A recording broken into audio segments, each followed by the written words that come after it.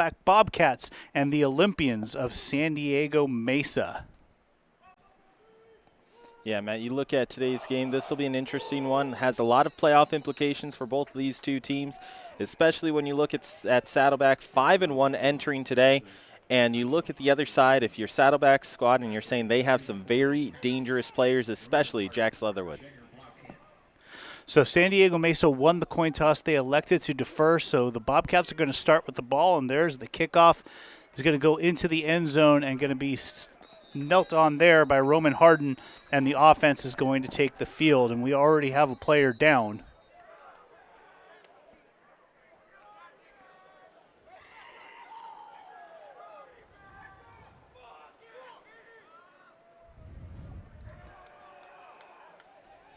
Saddleback offense has operated with two different quarterbacks this year, but it's going to be Nicky Johnson getting the start today. Yeah, and you mentioned Nicky Johnson. I mean, you look at a guy, and especially in this quarterbacking room, you have two different guys in the backfield who are able to maneuver your offense, who are able to take control of your offense. You saw Nicky Johnson a few weeks back. He's a guy who has a little bit more mobility and has the ability to take the offense down the field. I mean, you look at that Chafee game where it was Dudden, it was Johnson. Both of them were kind of sharing time, and both of them could move the offense up and down the field. It's not, when you look at this Bobcat team, you don't look at the quarterback situation as a 1 and a 2. You look at it as a 1A and a 1B. And speaking to Coach Fisher before the game, he was talking to me also about the running back situation. We saw early in the season a complete committee. Like, we would see 6 possessions and 6 different running backs over the course of those possessions. Coach Fisher told me they're narrowing it down. It's going to mostly be Kayvon Clark and going to be Darian Campbell. Kayvon Clark is by far the leading rusher on the team this year. Darian Campbell just got back a few weeks ago. He was the leading rusher last year and has come in and had a really good game last week. And those two have, according to Coach Fisher, have kind of separated themselves from the rest of the running back room. And when you look at this offense, you look at Kayvon Clark, the first 3 games of the season, if he was going, it was electric. They were able to move up and down the field almost at will. Then you move it over and look and you say, okay, if you can add to that, you can add a returner, you can add experience to that timeline, it's only going to help you and open up your options just a little bit more. So that was Cohen Ali who went down on the opening kickoff, and they had to bring out the cart, and they're going to take him out. Not the way you want to start a game. Yeah, and it's a difficult one, too, because not only does it stop the flow of the start of this matchup, but if you're a teammate of Cohen, you look and you say, okay, this is a guy that we practiced with, we hung out with, we've studied with, we've learned with, and it's difficult to start a game.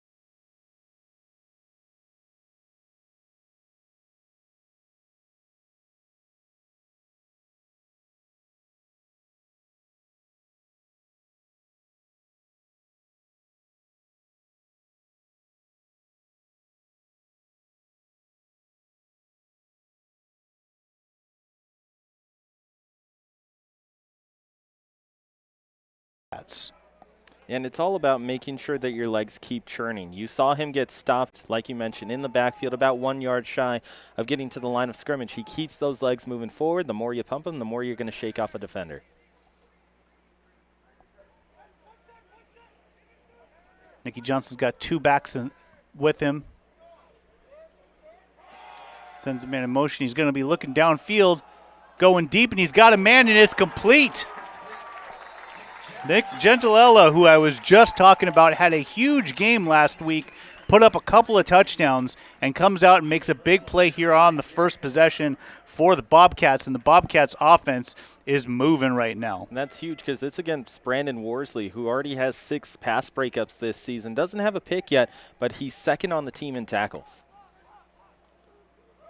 There's the handoff to Clark, looking up the middle, dodges a couple of guys. Once again, not pulled down, and Kayvon Clark into the end zone. Touchdown, Bobcats! And they move straight down the field and start this game with authority. Heavy credit goes to the right side of the offensive line, specifically Gabriel Alvarado, who sets that seal block on the right.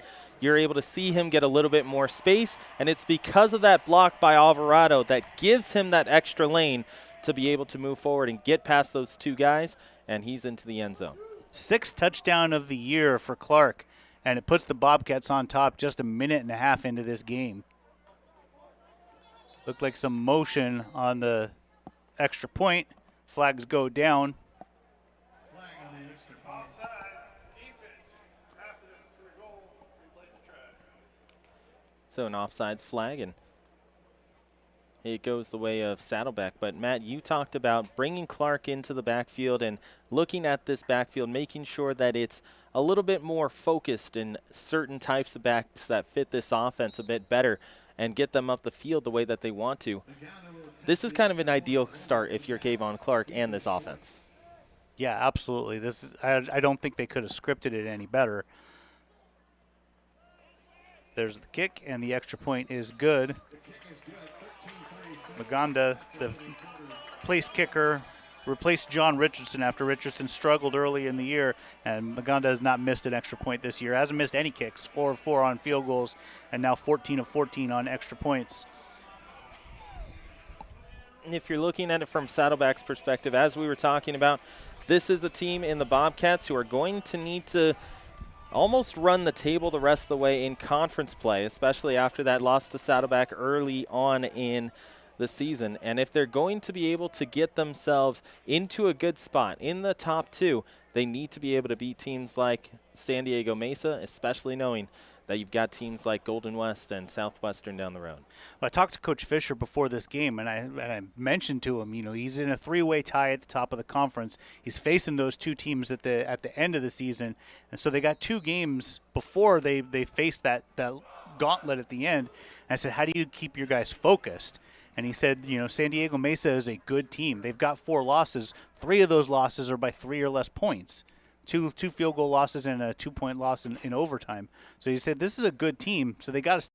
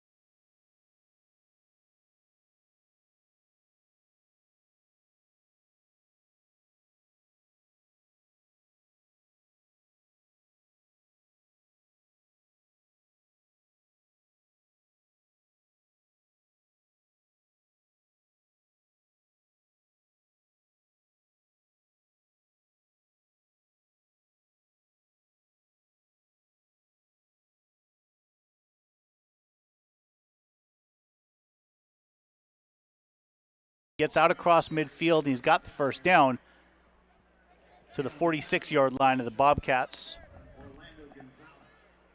First down for the Olympians at the Bobcat 46. Santiago Macias on that left-hand side is the one who ends up setting the block for him. So it just gives him a little bit of extra space when he goes off left tackle. Johnson lining up by himself in the backfield. He's got 5 wide receivers.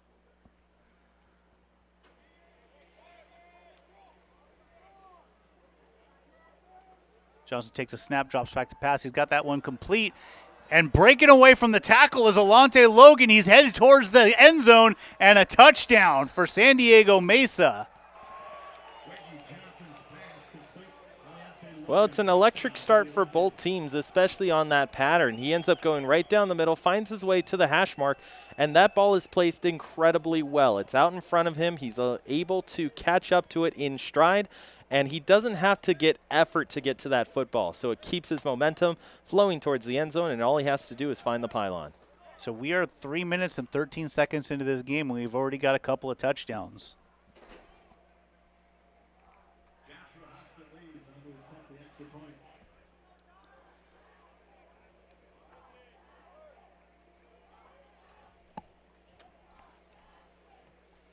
Bad snap, but the hold gets down and the kick is up, and it's good. Very reminiscent to, if I'm not mistaken, and Matt, correct me if I'm wrong, that Chafee citrus game, or excuse the me, the citrus game. game, where we had everything you could ask for in the first quarter, and then it started to slow down in quarters number 3 and 4. Yeah. I was just checking my notes to make sure that I said the right game because I wasn't sure if it was citrus or if it was Chafee. It actually might have been Chafee. I think it was Chafee with the, because we had 2 50-plus yard strikes in the first quarter. Yeah, that was the game where we had everything. Everything happened in that game. Whatever you could possibly ask for to happen in a game happened in that game.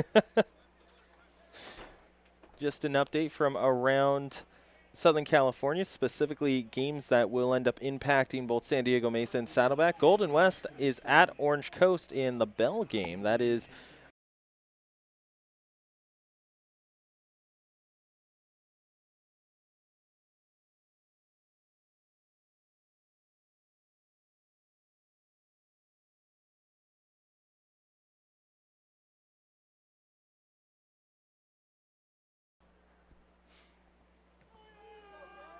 There's the kick. Harden's going to take it 7 yards deep in the end zone. He's going to come out with it past the 10, across the 15, hurdles a man, and is brought down.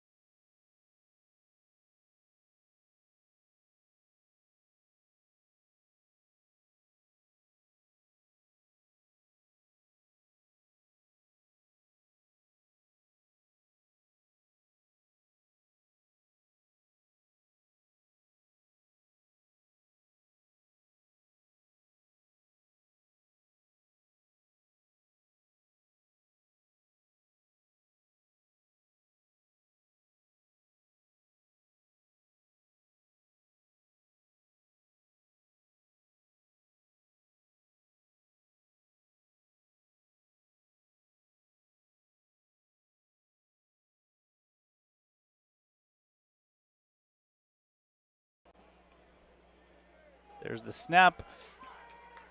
Nicky Johnson fakes the handoff, keeps it. And not much there.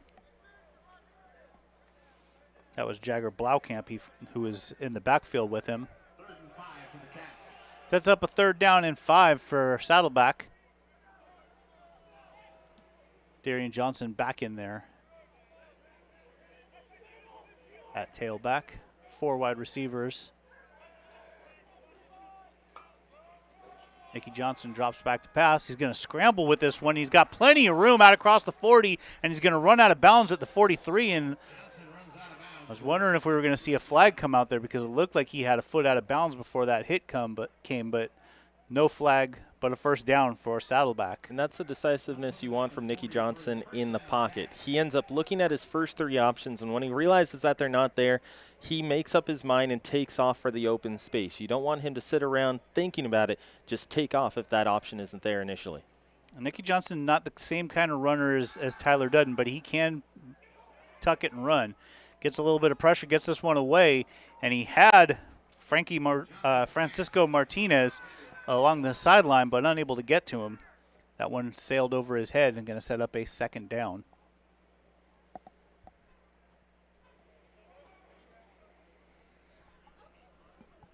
Second and 10.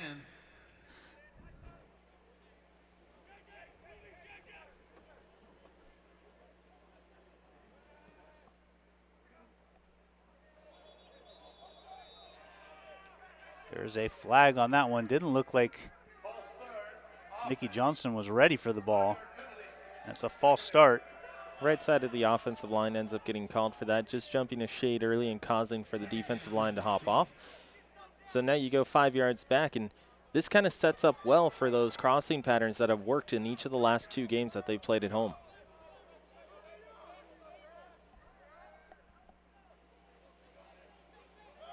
Johnson drops back to pass. Looks like a screen. Gets that one complete to Walter. Walter finds some blocking and gets out across midfield and brought down around the 35-yard line. A nice pickup on the screen pass. It was set up well on that far side, and if you're looking for ways to get your athletes into open space, a play like that does exactly that. Gets you into a rhythm, gets Walter into a rhythm, and gets you up the field for a first down. There's the handoff to Campbell, who's going to go up the middle. Campbell bouncing off of tacklers and picks up 10 on that one. Campbell on the carry. Wrestled down by De La Cruz. First down for the Cats. Correction, 2nd and 1.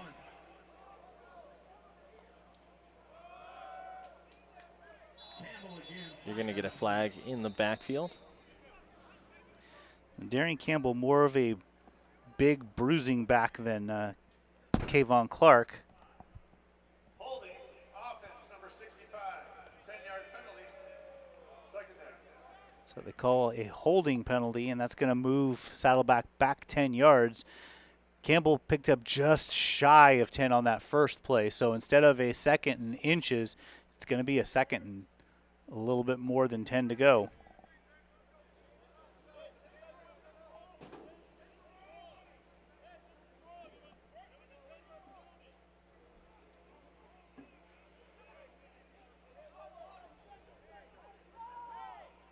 Nikki Johnson's got 4 wide receivers. He's got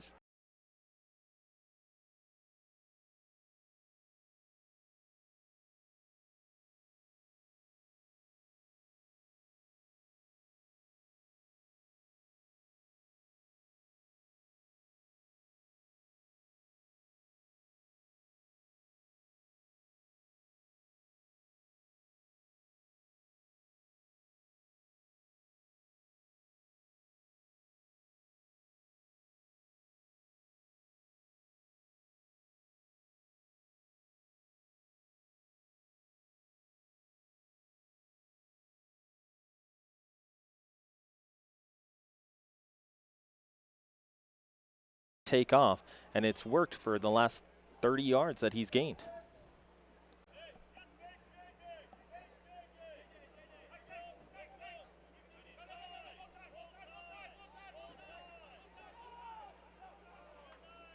So here we go, 3rd down and 1. There's the snap, a handoff to Campbell, and he's got that first down. Not much more, but it's going to be a new set of downs for the Bobcats. 1st and 10 at the 24-yard line of the Olympians.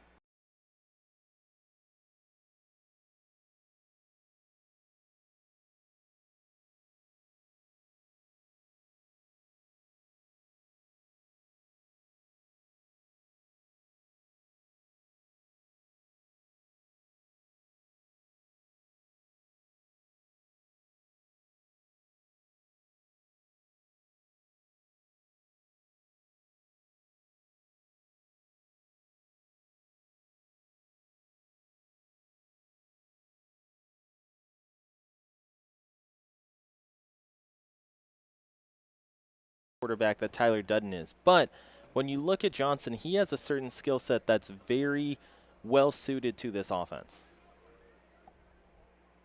Yeah, absolutely. So, you know, he's a smart quarterback. He doesn't necessarily look to run, but he is able to recognize, hey, I don't have anyone open. I've got this lane. I'm going to try and take it. Nikki Johnson drops the snap. There's a flag. Johnson scrambling to the outside, and he's brought down.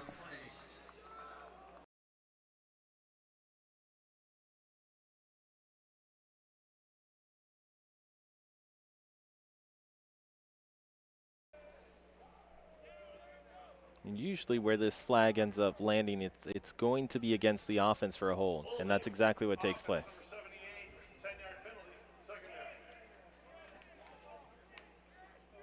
Gabriel Alvarado called for the hold.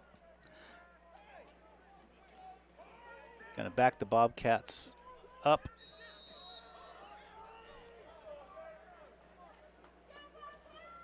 Second down and 20. So it's a second down and 20 for Nicky Johnson. He's got 3 wide receivers and Darian Campbell in the backfield. Nico Lopez, the tight end, is out there as well.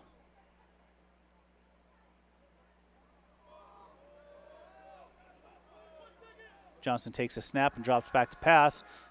Looking downfield, doesn't find anybody, and he's going to tuck and run again, and a big hit. Johnson taken down on the play by Cooper Mao. And the Saddleback sideline is not happy about that hit. Third down now and 16. That's a tough one there, especially if you're going to look at it and say, okay, where was the principal point of contact? Cooper Mao's the one who ends up laying that hit.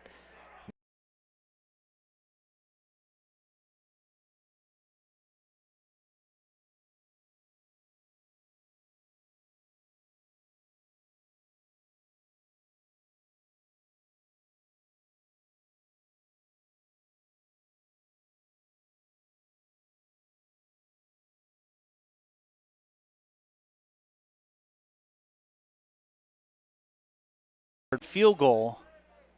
4th and 4 now for the Cats. And I mentioned Maganda has not missed a kick this year. Let's hope I didn't jinx him.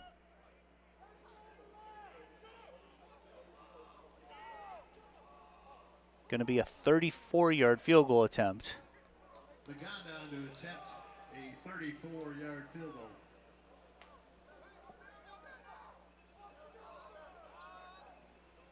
There's the snap, the hold, the kick is up. It's got plenty of distance, and it goes straight through. And Manuel Maganda is still perfect on the season. He's done pretty well since coming in, especially you look at that first week where he had 3-point after attempts that he had to go after and also kicked a couple of field goals. He's done his job pretty well. So that puts the Bobcats on top in this game 10-7. An important game in conference, a game that the Bobcats can't overlook. San Diego Mesa is 2-4, just 1-2 in conference. Bobcats sitting at 3-0. But you can't overlook these games that some might say you should win. And one of the teams that they're chasing, 6:40 left to go in the first quarter, Golden West 14, Orange Coast 6. So they're right there. And then you look at Fullerton, as we mentioned, that one's going to end up starting at 2. Southwestern is going to be hosting Riverside. That's at 2 p.m. So if you're Saddleback, the biggest thing you have to worry about is concerning yourself with the rest of your season. You don't need the help. As long as you win out and you win the games that you end up having to play, you'll have chances against Golden West. You'll have chances against Southwestern. You win out, you'll find yourself in the playoffs. There's the kickoff, going to be fielded at the 10-yard line. Brought out across the 20 to the 25, across the 30. Stops and skids and brought down at the 36-yard line. But again, going back to the out-of-town scoreboard and also what Saddleback is looking at the rest of their season, it goes back to what you were talking about, Matt. You look at Saddleback, and they cannot overlook a team like a San Diego Mesa. They cannot overlook a team like an East LA or walk it down the line as well. Because you do all of us, and you find yourself staring up at those upper elite teams with a game not in hand. Reggie Johnson takes a snap and hands it off. Not much there. Pickup of about 1.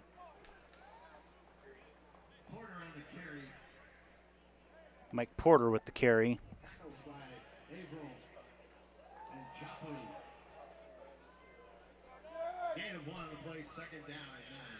Yeah, you look at the two teams that are tied with Saddleback for first place. You've got Southwestern, who's ranked number 4. You've got El Camino, who's ranked number 10. 2 teams in the top 10. But as you were saying, they've got games against both those teams before the end of the season.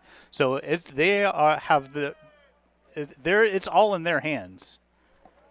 Johnson takes a snap, a lot of pressure, gets this one away, and he threw that one backwards.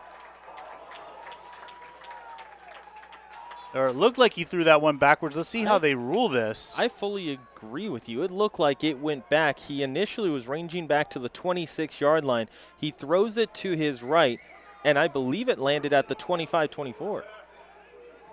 They're going to call it incomplete. They ruled it incomplete, and if this were the NFL, I would be throwing the challenge flag. I think you had a good call there, Matt, because it definitely looked like when he threw it off to that right-hand side, it went back at least a yard or two, and they are actually going to throw the flag now. Intentional grounding, offense, number 2. So Only place at the spot of the pass includes loss of down. So they didn't say he threw it backwards, but they said there was no one there. So Saddleback still gets the big loss there. And the irony is that ball went out at about the 19-20 yard line as well. So either way, you get the lateral, you get the loss of down, it's still going to work in your favor to almost the same spot. So it's a 3rd down and about half the field right now. 3rd down and 27 for San Diego Mesa. Reggie Johnson takes a snap, and he's going to hand this one off. And he's able to get around the corner. That was Derek McClintock. A nice little run, but there was so much that he needed to gain. Still going to bring up a 4th down after a pickup of 15. Yeah, and if you're San Diego Mesa, you're very happy with that run because it does get you away from what would be a punt from near the end zone. So it gives you a little bit more space to work with, and you're able to work with better field position in terms of pinning Saddleback back.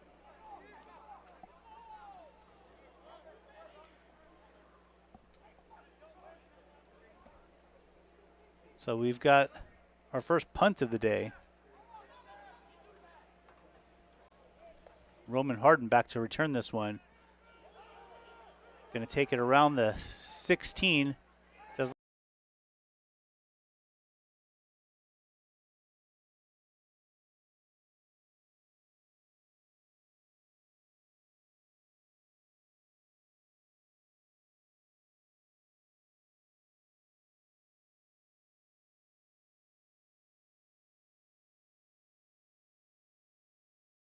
The catch was made there by Harden.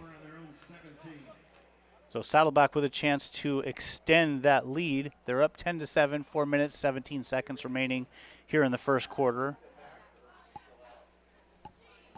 We're here at Saddleback College, sportsnetusa.net. I'm Matt Rogers alongside Ryan Osborn. Nikki Johnson set to take this snap. There's the handoff to Clark. Clark around the outside.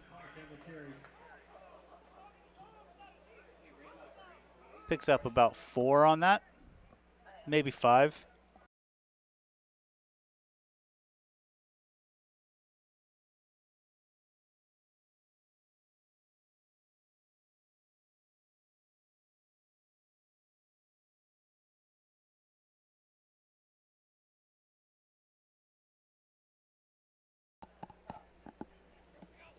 Nikki Johnson dropping back to pass, looking downfield. Tried to find Clark coming out of the backfield, but Clark unable to come up with that one. And it seemed like from here that was just kind of a delayed wheel route.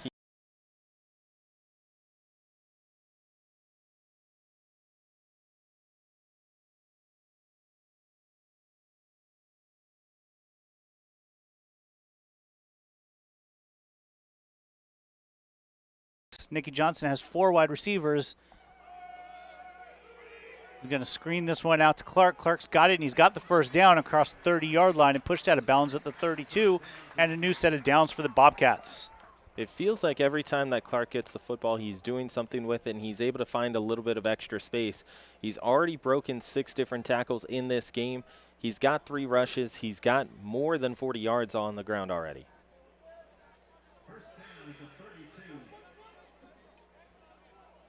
He's averaging over 6 yards per carry on the season. So, you know, just based on averages, you could just give the ball to Kayvon Clark and sit back and watch him move down the field. Nicky Johnson throws a little bit of a wobbler, but it looks like that one was brought down and complete to Francisco Martinez.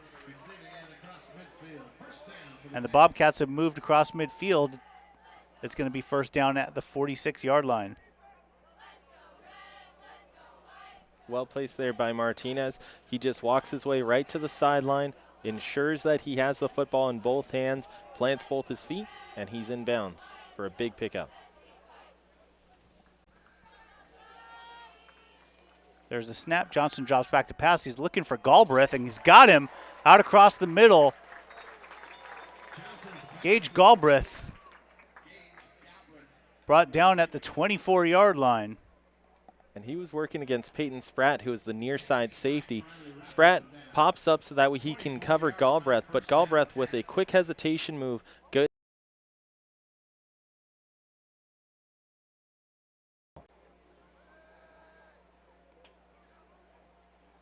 There's the handoff to Clark, who's going up the middle. Bounces off a tackle, spins, still on his feet across the 10. Brought out of bounds at the 4-yard line. Kayvon Clark. Every single time we watch this kid play, he's just bouncing off a tackle, spinning, running. Just so hard to bring down. The way that he's able to get away from would-be tacklers kind of reminds you of a running back out of Cerritos from, we'll call it 8 or 9 years ago, named Ramondre Stevenson. What's that guy doing these days? I feel like he's having a decent career right now with the Patriots. Darian Campbell comes in. There's two backs. Campbell's going to lead the way for Clark, and Clark is in the end zone.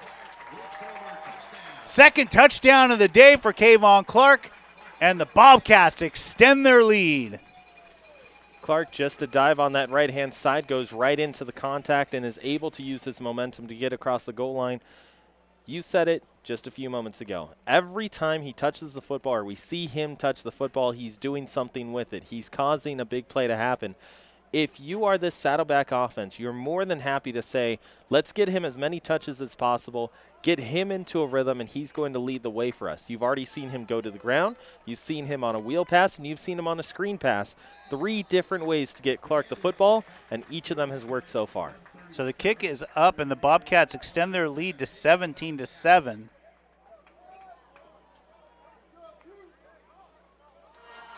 So we are still in the first quarter. Kayvon Clark has 73 yards of offense and 2 touchdowns. I think that's pretty decent at this point. It's in the early going. And you look at Saddleback's offense, it's very – you're looking at it and saying, yes, he is gaining them a lot of yards. Yes, he has had a couple of –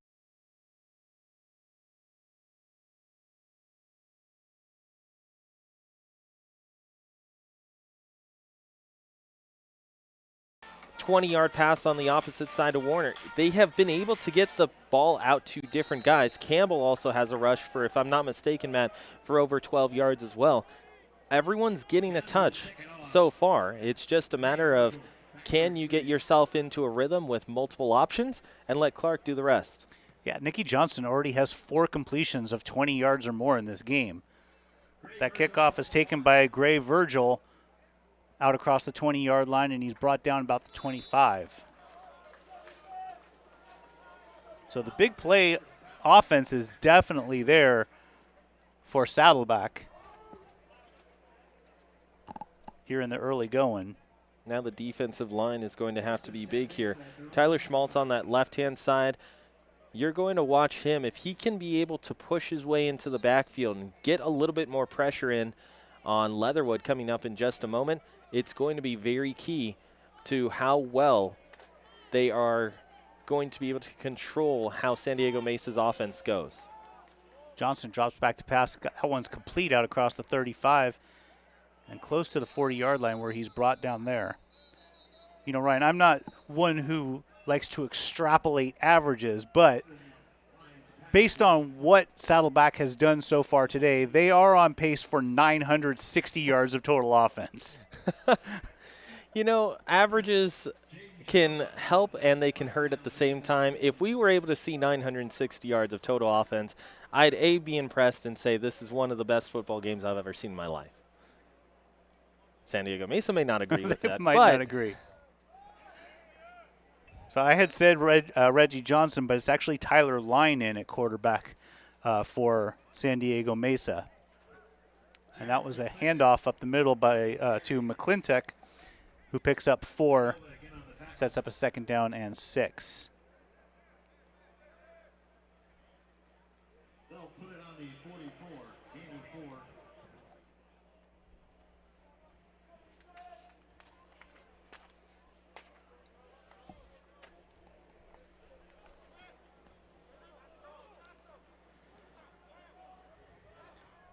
Tyson Line drops back, slings this one out, and that one is complete. Colin McCann makes the catch on that one, just his 4th catch of the season. Pushed out by Ivan Carter.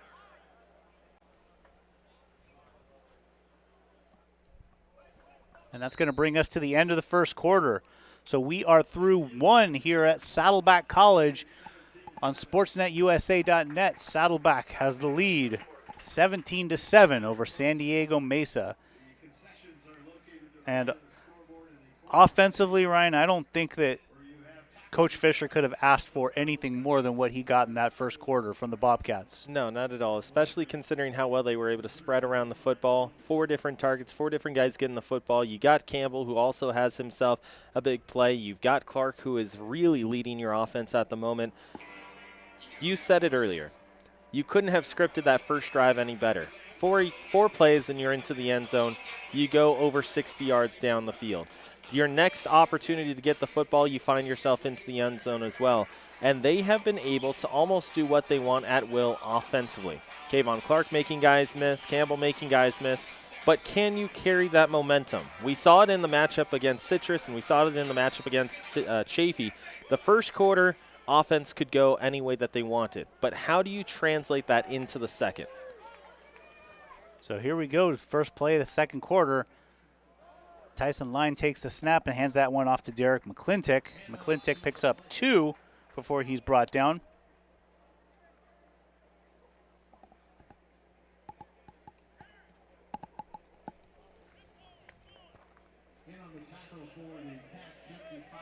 So the running game has been an area where San Diego Mesa has struggled this year, averaging less than 4 yards per carry, and it's definitely the strength of this Saddleback defense. Second down and 8 for the Olympians.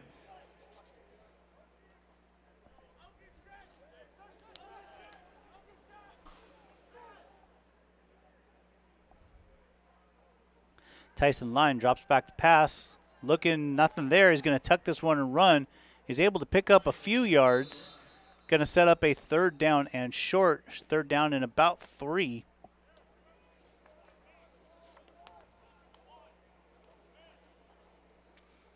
And a chance for the Saddleback defense to get off the field. Joined by Marlon McKenzie, Jack Petraga. 3rd down and 3 now for the Olympians. And we're going to see the first timeout of the game by San Diego Mesa. Big play here. They're down by 10 points. Want to get some points on the board. With the way that Saddleback's offense is moving, you don't want to give the ball up here and possibly find yourself down by 3 scores. Yeah, and if you are if you are San Diego Mesa, Matt, how often have we seen offenses, especially in the early going, you're now 6 games at the pace of play, and they're going to dictate what the offensive line can do for San Diego Mesa. It's going to be a rough day for the Olympians. If they're going to get back into this one and make sure that they reply, it has to start with the offensive line.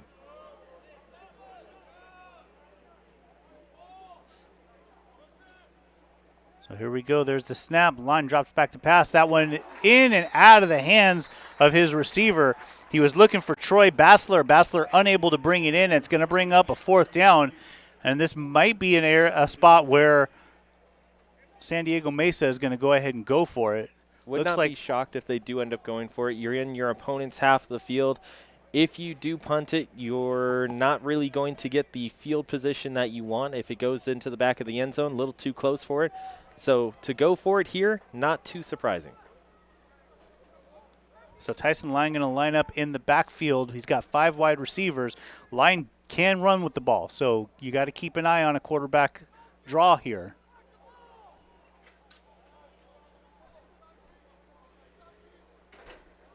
There's a snap. Line drops back to pass, gets this one away, and it looks like it's complete, close to the first down, and he's got it by a yard. You have to give a lot of credit there on the opposite side of the field because Lucas Short was coming up to that football, trying to anticipate it and punch it out before it got there.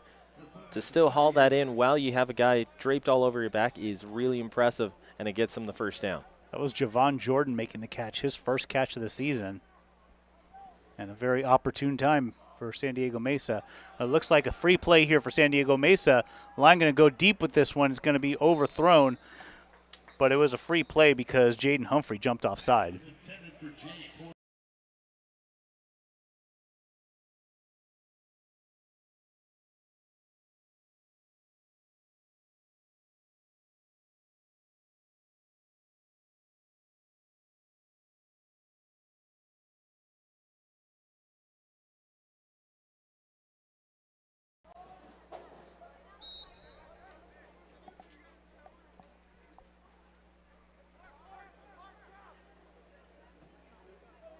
Line takes the snap. There's the handoff.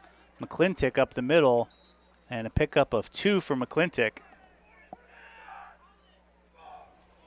Brings up a second.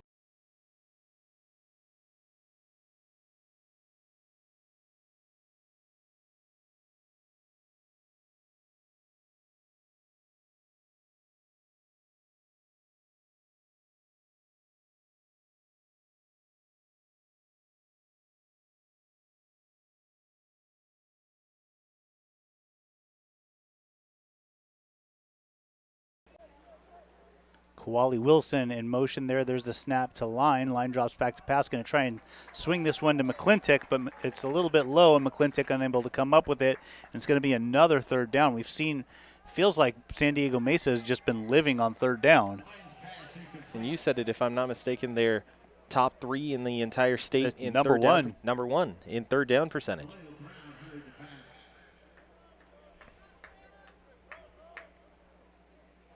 Line's got 4 wide receivers with McClintock in the backfield with him.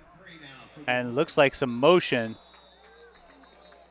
Looks like the Saddleback offense or defensive line moved into the neutral zone, and then the offensive lineman moved. We'll see what they call.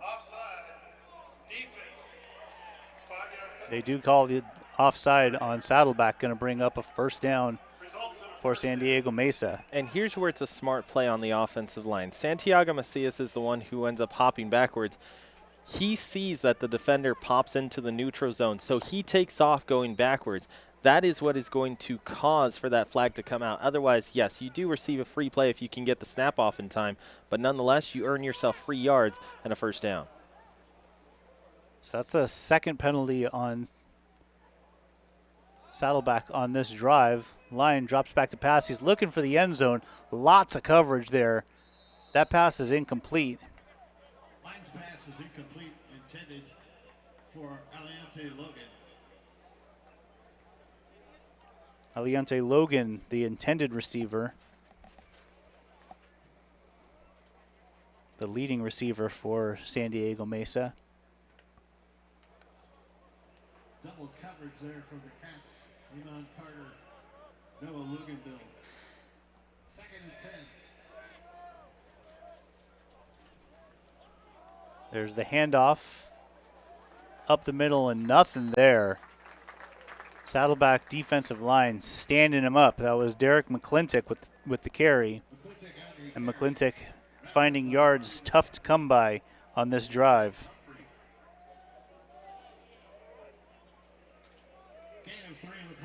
For the Olympians, it's been a slow march up the field, trying to get themselves into a spot where they can put points on the board. This is a drive where they have to be able to put something up on the board. and get themselves a reply to what Saddleback has done on their last 3 drives. Well, and I think also, it's helping out their defense, giving them a chance to sit when Saddleback's just been moving up and down the field on them. Line drops back to pass. He's got a man, but it's a little bit too high off of his fingertips. He was looking for Bassler, unable to pull it in. That's going to bring up a 4th down and long.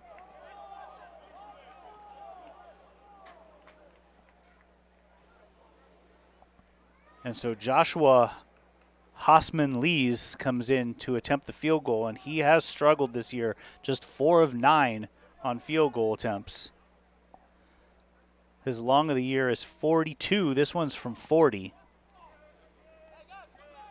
Joshua Hossman-Lees on to attempt a 40-yard field goal. There's the snap. The kick is up, and it is good. 40-yard field goal from Joshua Hossman-Lees cuts the Saddleback lead.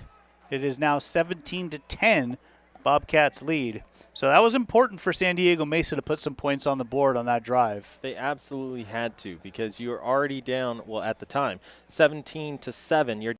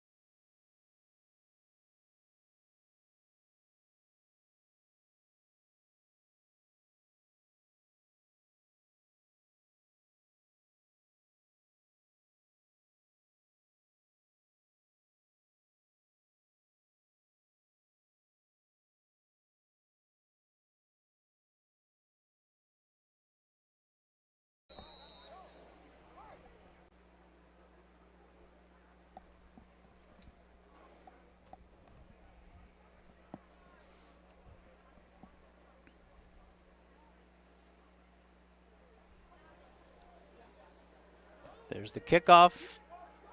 It's going to be Harden taking this one at the 2. Out across the 20, 25. And he's going to be brought down around the 30-yard line, maybe about the 29. They're going to call him right at the 30, and it's going to be where the Bobcats take over on offense. Don't forget that later on tonight, if you say to yourself, you know what, I really could use some more football. Well, there's a lot more here on SportsNetUSA.net all season long. We've got East LA and Saddleback all throughout the entirety of the fall here. So if you will finish up this game and you say, I would love to be able to watch a little bit more community college football, and you want to support the athletes that are out here, well, you can do exactly that right here on SportsNetUSA.net, bringing you community college sports. Not just football. We've also got volleyball. We've also got some water polo and some soccer too. So lots of community college athletics on your leader for community college athletics, SportsNetUSA.net. So there was an offsides call on the kickoff, going to give Saddleback an extra 5 yards. They're going to take over on the 35. It's still Nicky Johnson out there. Hand off to Darian Campbell, bouncing off a tackle, and he's going to be brought down in the backfield here. A loss of 2 for Darian Campbell. So Coach Fisher said that Nicky Johnson is his starter. He said we will see Tyler Dudden in this game. What we've seen in the games that we've done so far this year, it's generally been one quarterback starting the first quarter and then the other one takes over in the second. But Coach Fisher's not doing that right here. He's sticking with Nicky Johnson. Nicky Johnson having a really good game to start.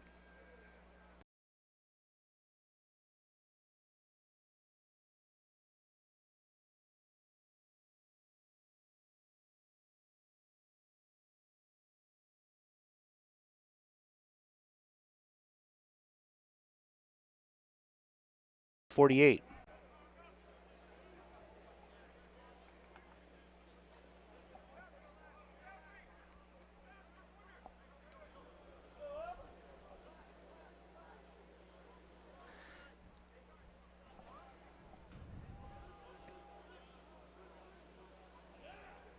Three wide receivers for Nicky Johnson. He's got Darian Campbell in the backfield with him. There's the snap. He's going to drop back to pass. He's looking downfield, and he's going to release this one. That one is complete to his tight end, Nico Lopez. And you see Nicky Johnson just wait for that to develop. He's waiting for Nico Lopez to make his progression across the field from one hash mark to the other. Waits until Lopez turns, looks at him, presents his hands, and he fires a strike right into his chest. So it's going to be a first down for the Bobcats in Olympian territory. Ball's on the 38-yard line. There's the handoff, nothing there. That was Jalen Beverly rushing with the carry, his first carry of the day. And there is a man down for the Bobcats. Injury timeout. So I think, Ryan, that this is the most poised and comfortable that we've seen Nicky Johnson in the pocket in the games that we've done so far this year. Well, just go back to that last strike to Nico Lopez. You see the way that he was able to kind of maintain himself in the pocket. There was a little pressure on either side of his hip, and instead of deciding that he's going to take off in this case, he knows that he has Nico Lopez across the middle if he just waits for it for a second. His feet aren't jumpy. He's not hopping around, going from side to side, trying to figure out whether or not he needs to stay or go in the pocket.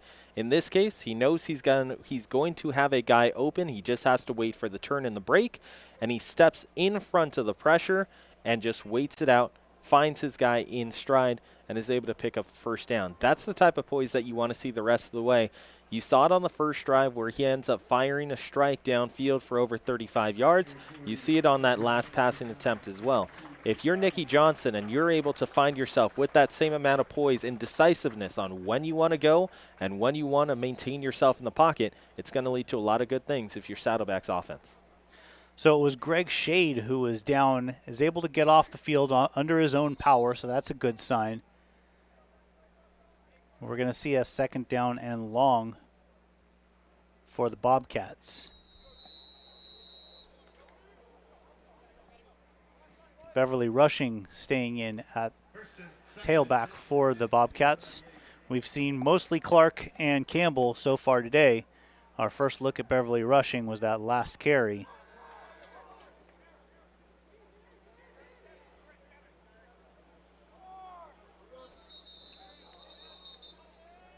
And we're going to see a timeout. Saddleback. That's their first timeout. Yeah, a little miscommunication between the wide receivers on the far side of the field, offensive line at the same time. So everyone just needs to get onto the same page. That's what the timeout is for. And it also gives us a chance to take a look at the scores from around the state of California and what is taking place currently outside of the conference. You have Golden West and Orange Coast. That is taking place at LaBarge Stadium as Golden West is taking a 28-6 lead. Monterey Peninsula, who has been a surprise to everyone inside the top 5 across the state of California, they are getting beat by Sequoias handily, 28-7, a 21-point lead for College of the Sequoias with 11:29 left to go in the second quarter there. Butte, who is in the top 2, is at a 14-14 tie with 9:37 to go in the second quarter against American River. And then also San Francisco and Laney at San Francisco 17, Laney 3. Don't forget that coming up later on, there's going to be a bunch of games coming up that affect both Saddleback and San Diego Mesa, specifically El Camino and Palomar. That's a 6 p.m. start. All right, thank you for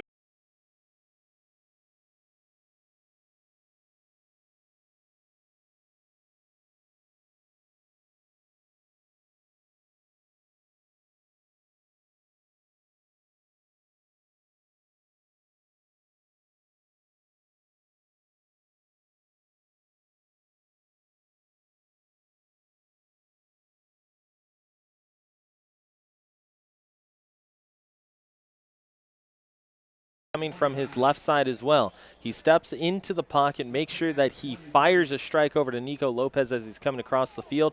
Off balance throw, but he's still able to get it there. And we're seeing the tight ends being used There's Beverly rushing up the middle.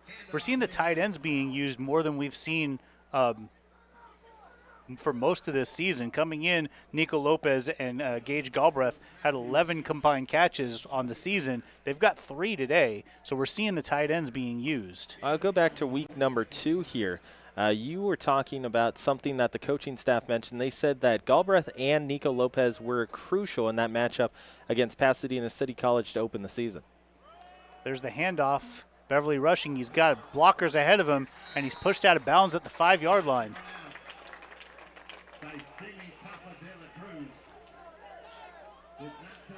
And you see Beverly rushing, wait for his block to be set up. That's the key thing there. He adds an extra 8 yards on this play because he's running behind his blocker and waiting for that outside edge to be sealed off. I don't know if there was anything there, but it looked like for just a second Beverly rushing grabbed at the back of his hamstring as he was walking off. He looks like he's okay standing on the sidelines, but Darian Campbell is brought in at halfback. And there's the handoff to Campbell. He's going to go up the middle, bounces off a tackle, pushing hard, is going to be brought down at the 3-yard line.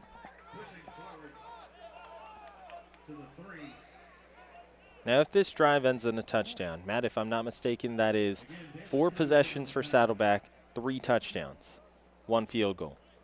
That's an offense that is working and in a rhythm. Absolutely. And I'll go back to something that Coach Fisher told me before this season started. He said that this team right here is better than the team from last year. And that was a team that won a bowl game. This is the same formation they used for the Kayvon Clark last touchdown. Same exact play, but it's Jalen Beverly rushing, and Beverly rushing lost the ball. Beverly rushing loses the ball going into the end zone, and it is a turnover. Big play by the San Diego Mesa defense, and there is another Saddleback player down. Bradford Tharp is the one who punches that one out, and he ends up recovering it as well.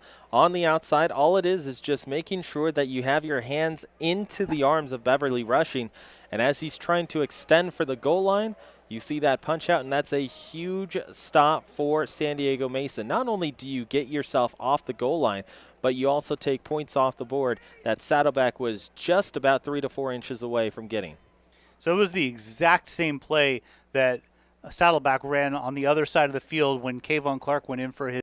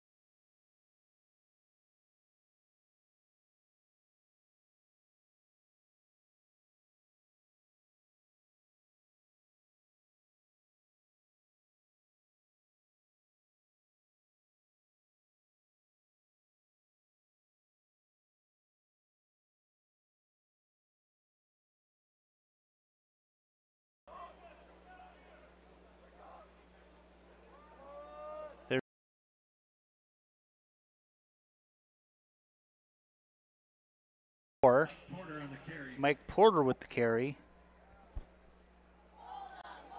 In on the tackle, Orlando Gonzalez, along with Tepeni. We've seen this defense produce a lot of turnovers this year, and this would be a good spot to get a turnover.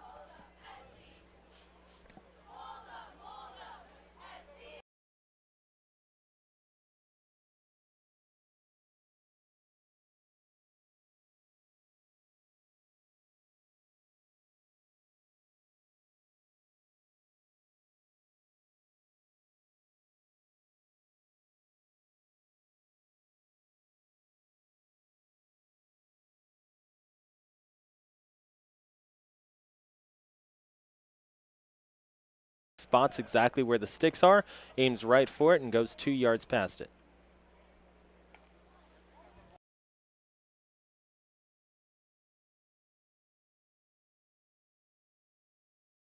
Mesa possession. They're not huddling, but they're very deliberate. That snap was really bad. Tyson Line able to come up with it. That was way over his head, and they are lucky he was able to get a hand up there. Difficult one for him there because that's back-to-back plays where the snap isn't where he needs it to be to start off the play. And Matt, you've been around football for a while. If you can't get the snap in the spot where you need it to be to start off a play, it can throw off the entire timing of anything you want to do. Yeah, so that's going to be a 5-yard loss. Brings up a 2nd down and 15. Saddleback showing some pressure. We'll see if they bring it.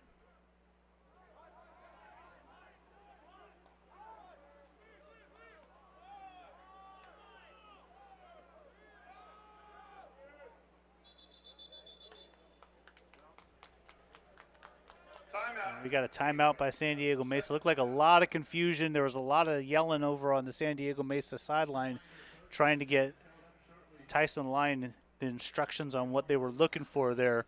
And eventually you just said, let's call a timeout and make sure we get this. We got 4 minutes and 33 seconds remaining here in the first half. Saddleback leading this game by a score of 17-10. Saddleback's offense has been running really, really well in this game. They were a couple inches away from a 2-score lead. And something you said just a few minutes ago is this is a perfect spot for the defense for Saddleback to make a momentum-changing play.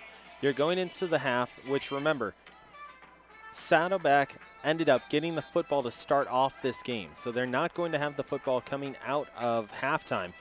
You have to be able to stop San Diego Mesa from putting points on the board, especially considering that coming up after the half, they'll get the football right back. So it's going to be a 2nd down and 15 for San Diego Mesa.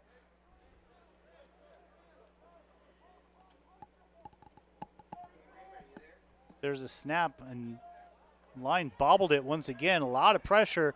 Was able to scramble away from that and just chucks it out of bounds, and there are flags everywhere. That's going to be for a late hit. He was at the sideline when he ends up getting pushed down. Pass incomplete, flag on the play.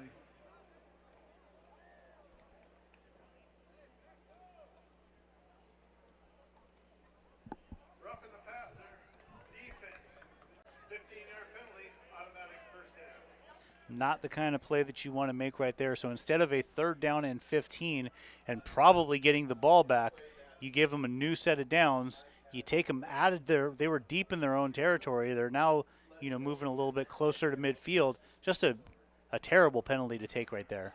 Really difficult one because, like you said, you have a chance at 3rd and 15. Presumably, if you end up forcing them into a punt situation, you're going to get very good field position coming out of it. All of a sudden, you give it right back to them, and they're closer to midfield.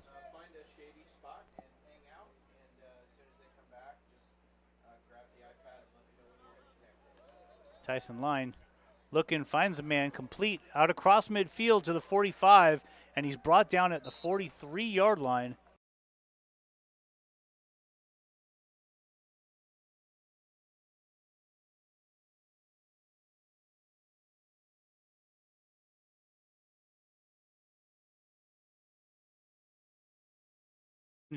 San Diego Mesa is out across midfield. There's a screen pass, and Saddleback was not confused on that one at all. Catch by Jay Porter, wrestled down quickly. Dominic Lopez on the tackle.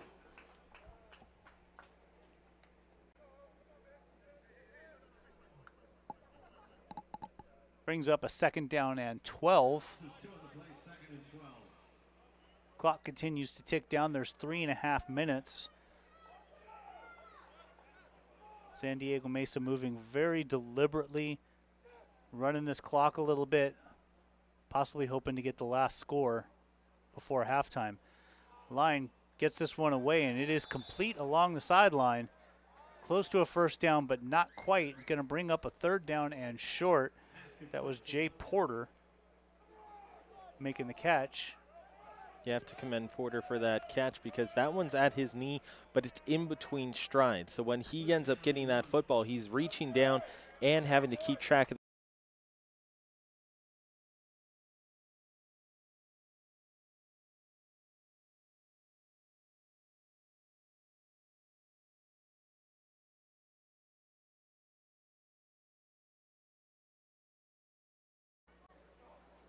There's the snap and the handoff, and they're able to get it.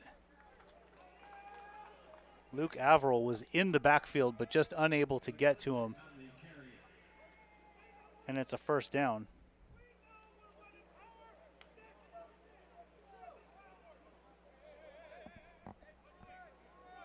Derek McClintock with the carry there. First down and 10 on the 30-yard line. First and 10, Olympians on the 30.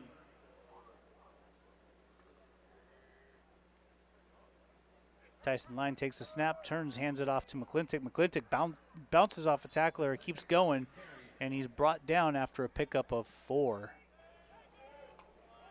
Gonzalez joined by Tyler Schmaltz on the tackle. San Diego Mesa's a very interesting program. If you've looked at the history of their team coming up to the national conference, as this will be the 2-minute timeout. But you look at San Diego Mesa, if I'm not mistaken, 2018 was their first year in the national. It's either 2018 or 2019 off the top of my head. And they have started to really get momentum with their program. Like you said, for this season so far, yes, they do have the 4 losses, but 3 of them have been within 1 score. 2 field goals and 1 overtime possession loss.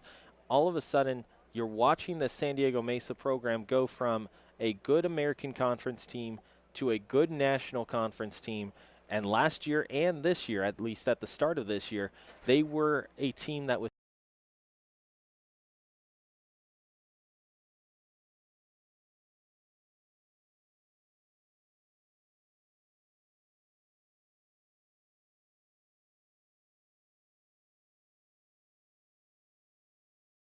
Five wins.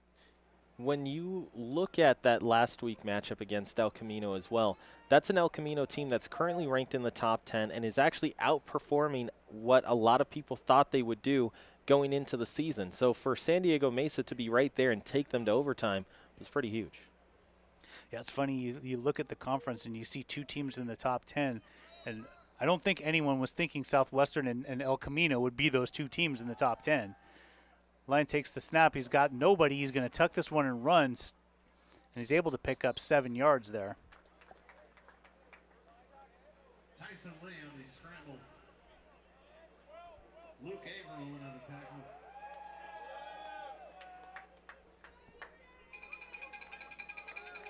Going to set up a 3rd down and 2.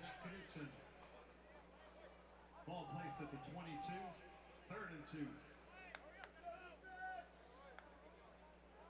Big 3rd down here if Saddleback wants to be able to get the ball again before the end of the half.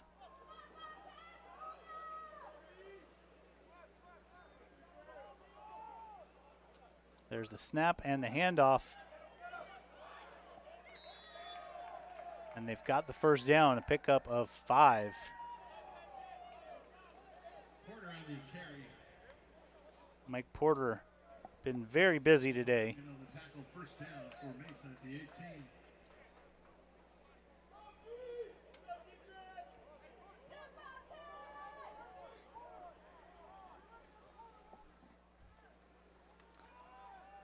Line drops back to pass, and he's going to get swallowed up this time. Big sack. Averill was there, and it looked initially like it may have been Tyler Schmaltz in the backfield as well. Mesa takes their 3rd and final timeout of the half. There's 43 seconds remaining on the clock. Mesa trying to get the last score, knowing that they could double up, get that score, and then take the kickoff to start the 2nd half. Matt, if you're San Diego Mesa's off,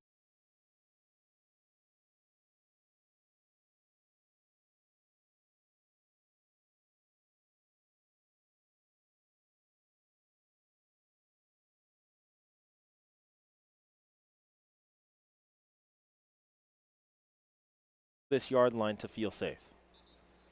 Yeah, I think you want to try and pick up some yardage here. You need to get something on the board. I don't know that I would trust my kicker in this situation, knowing that he has really, really struggled this year. So I think the goal is to try and get into the end zone. But when you're facing a 2nd down and 19, it kind of limits what you can do, especially when there's only 43 seconds left. You don't have any timeouts. Running game is out the door. You've got to put the ball in the air if you want to score here. Line with 5 wide receivers, drops back to pass. He's going to the end zone. He's got a man. He's open. Is he able to bring it in? No, unable to get his feet down.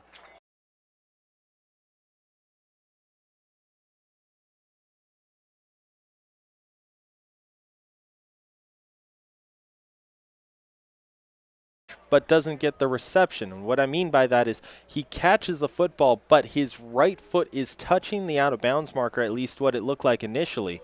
And his left foot is the one that was staying inside the end zone. So that's where it ends up happening is you're touching both at the same time, you're going to be ruled out of bounds. Yeah, he was able to drag that back foot, but that front foot landed on white. So it's a 3rd down and 19. And it becomes a question of what do you do here if you are Mesa. Right now you're looking at a 44-yard field goal. There's the snap. Line looking deep. There's nobody there. He was looking for Bassler, but Bassler was covered by 2 Bobcats, and that's going to bring up a 4th down. There's 32 seconds left on the clock.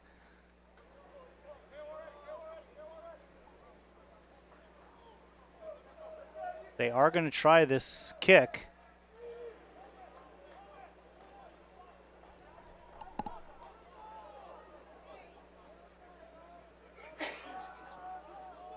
Joshua Hossman-Lees.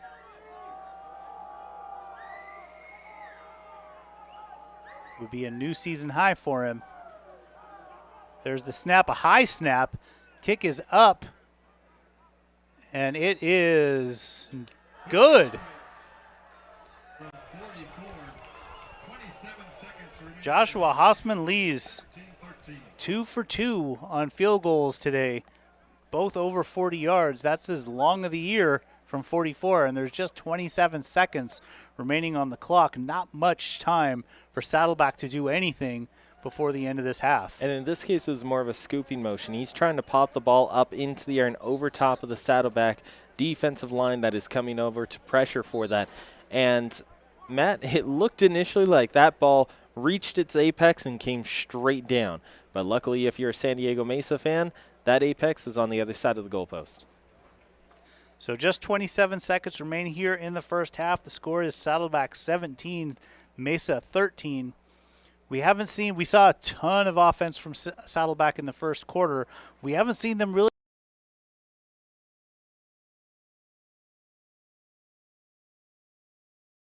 And that's been it. We have not seen the Saddleback offense get much of a chance here in the second quarter to do much. Harden and Blaukamp back to receive this kick.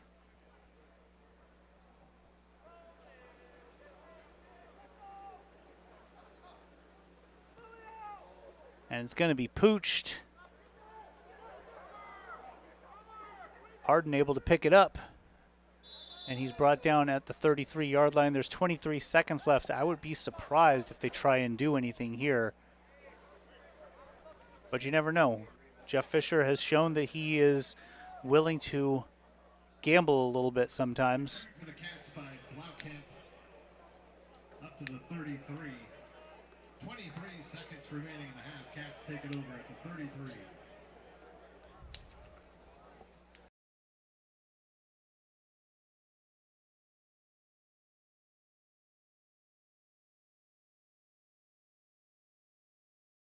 Backfield, but Dutton's got 4 wide receivers.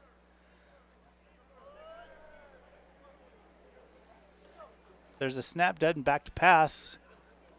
Looking downfield, gets that one away to Gentilella, complete across the 45-yard line. And a quick timeout by Saddleback.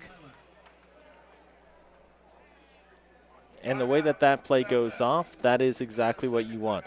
It only takes about 5 or 6 seconds off the clock. Those routes end up developing very quickly, and you get at least 15 yards on the play. So now if you're Saddleback, you're trying to go for that exact same type of deal. You have plenty of time to work with. You've got at least 3 different plays that you can work with at the current moment with 16 seconds left. The assumption being that if each play takes about 6 seconds or so to develop, they get a timeout as well. They will be in field goal position if they repeat that exact same process and get that same chunk. The question is, can they get those routes to break away in time? And if you can find something along the sideline, that's where your priority has to be. Yeah, remember they only have 1 timeout left. So they have time to run 2 plays, but they need one of them to get out of bounds. Dutton going to set up with 4 wide receivers.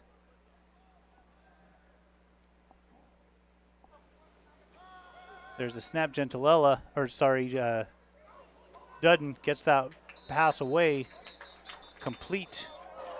They say it was And they caught, say but it was caught out of bounds. Darian Campbell was juggling it a little bit. And there is a flag holding on Saddleback. And I think, And that'll set them up to take a knee. I think that's going to be it. At this point, you only got 10 seconds left. You'd be hard pressed to get 2 plays. I mean, you can get 2 plays off, but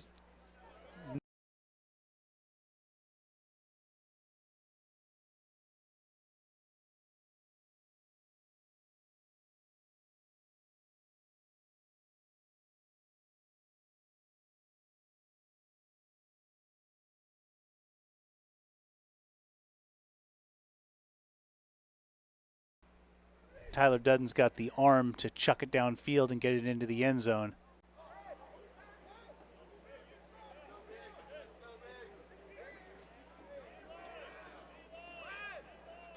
See if he can do his best Aaron Rodgers impression.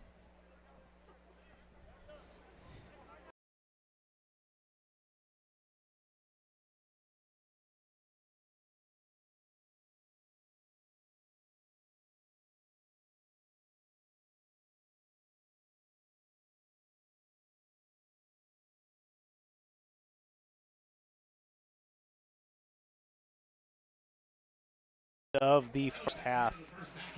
So we are going to head to halftime here on sportsnetusa.net. Your score at the half here at Saddleback College. Saddleback leads this game by a score of 17-13.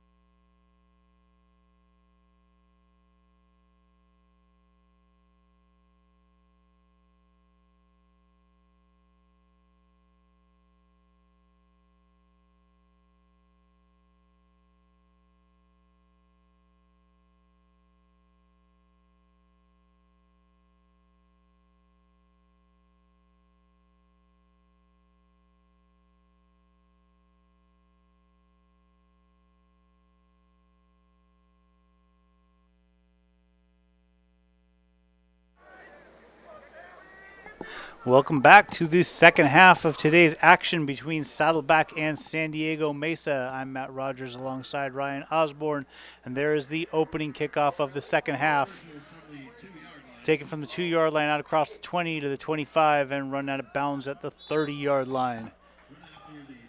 Ryan, we saw a lot of offense from Saddleback in that first quarter.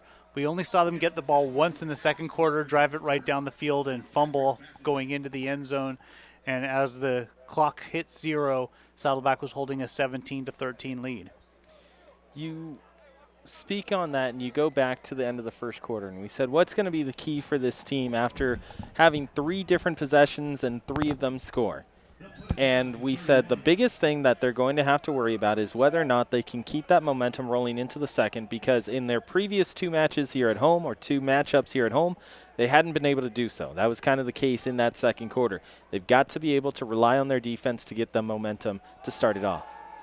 So Reggie Johnson back in at quarterback, and he's got a man wide open on the first play. Jay Porter had everybody beat.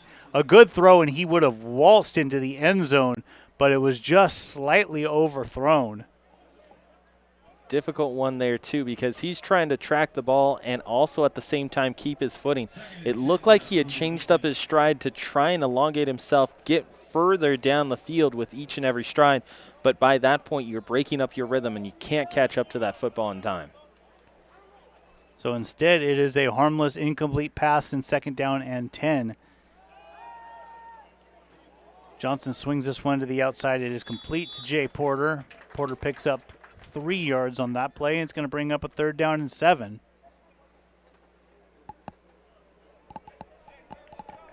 Pass complete to Porter. A lot of credit goes to the San Diego Mesa offense, and specifically their special teams, for getting 2 very long field goals in that second quarter to be able to get themselves to 17-13. At one point, it looked like Saddleback was going to go up 24-7. There's the snap.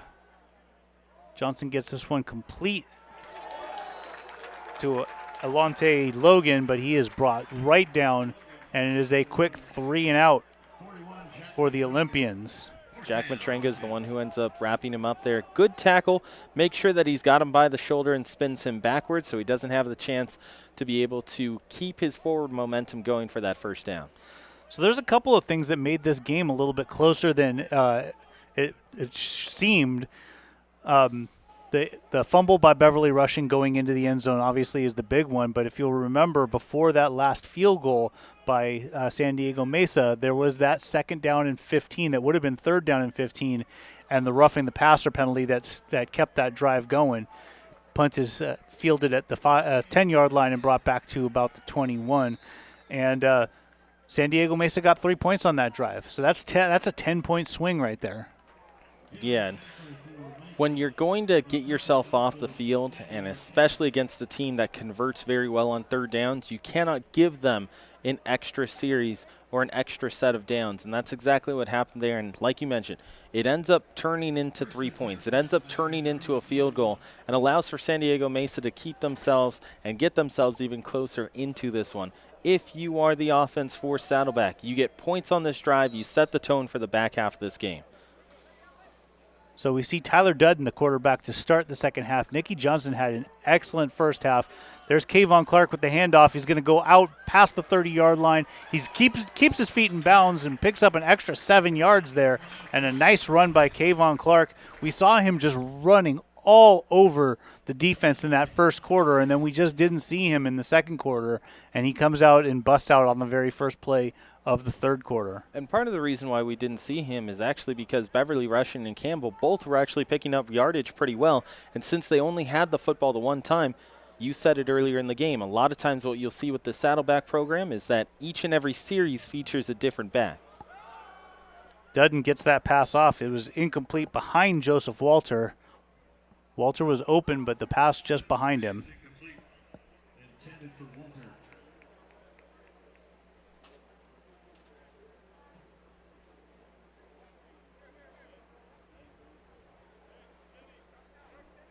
So we've only seen Tyler Dudden for a few plays so far today, but doesn't seem as crisp as Nicky Johnson was looking in that first quarter. We'll see if he can shake off some of the rust after sitting for the first half of the game.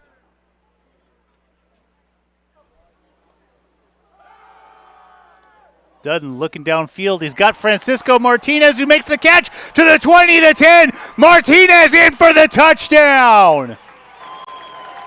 Consider the rust shaken off from Tyler Dudden. That is absolutely one way to get yourself into a rhythm after not playing in that first half, because he finds a strike here. And if you're watching that break, it goes towards the middle. Martinez is able to look like he's going to take it to the outside. A quick cut over to his right, presents his hands and finds it in stride. He did not have to slow down for that football. And by the time that he picked it up at about the 40, he was gone. 62 yards, Tyler Dudden to Francisco Martinez. The extra point is up and good, and Saddleback has extended their lead back up to 11, 24-13. So what was almost disastrous on that very first play of the second half when Reggie Johnson had Jay Porter down the field, a completion would have put Mesa on top in this game. Instead, they go 3 and out. Saddleback gets the ball back and moves right down the field and scores a touchdown, and that lead is extended back up to double digits. Offense for the Bobcats has relied heavily on big plays. Kayvon Clark has a couple of runs for 20-plus yards where he's broken at least 3 tackles. You see there another big-time strike. You said it earlier. Nicky Johnson at one point had 4 different completions of 20 yards or more. You add another one here to the Saddleback offense as a whole. Big plays are leading the way for them, and they haven't had the ball all too much. That was their 5th possession of the game. They have scored on 4. And the one that they didn't score on, they fumbled going into the end zone. So Mesa has not shown that they can stop this Saddleback offense.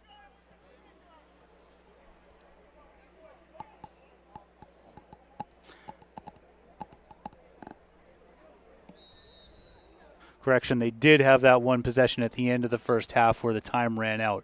But full possessions, they've had 5. And even then, they ended up picking up some chunk yardage to start that drive. There's the kickoff taken about 2 yards deep into the end zone and brought out to around the 20-yard line. That was Makai Gray Virgil, the kick returner for Mesa. San Diego Mesa going to take over on the 25-yard line.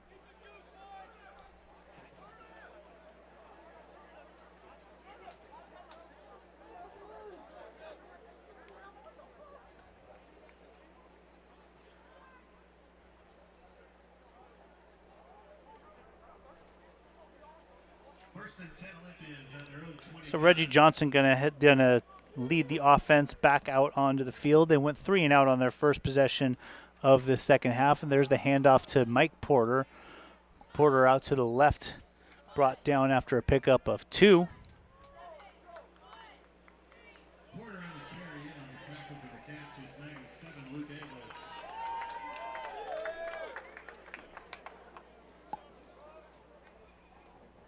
Gain of 3, 2nd and 7 now. 2nd down and 7 for the Olympians. Johnson drops back to pass, and that one nearly intercepted. Pass incomplete.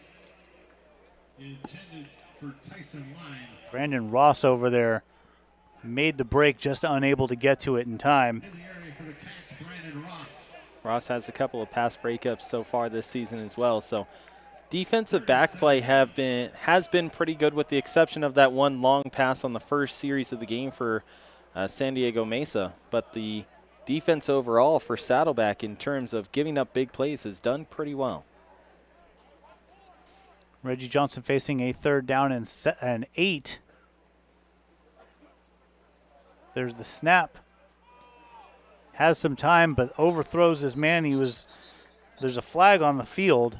We may get a push or illegal contact after the allowed 5 yards. Actually, take it back. Pass interference. You swing it on back to what you said earlier, Matt. You cannot give up free opportunities to move down the field and free first downs, especially for a team that converts so well on 3rd. So you can see as LT Turner was turning around, hands just pulling back on that jersey, and that's going to be a flag every single time. That ball's on the ground. Reggie Johnson tried to run with it, and there is the first turnover of the game for the Bobcats.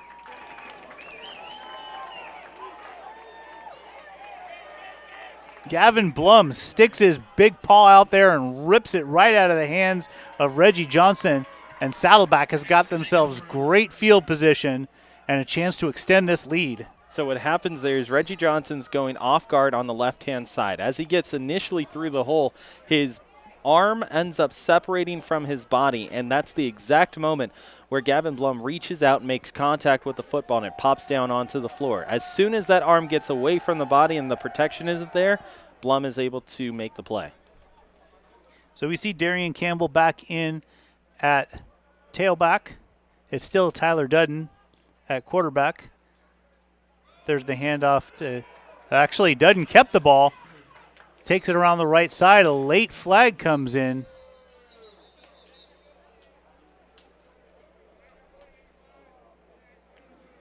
Holding, offense number 85.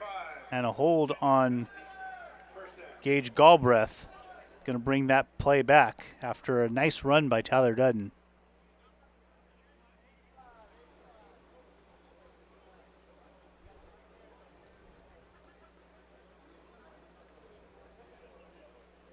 So it's 10 yards, but it's a spot foul, so 10 yards from the spot of the hold.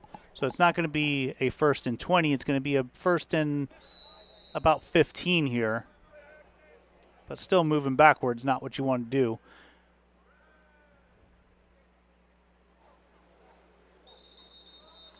Doesn't hand that ball off to Campbell, but flags and whistles and play stoppage.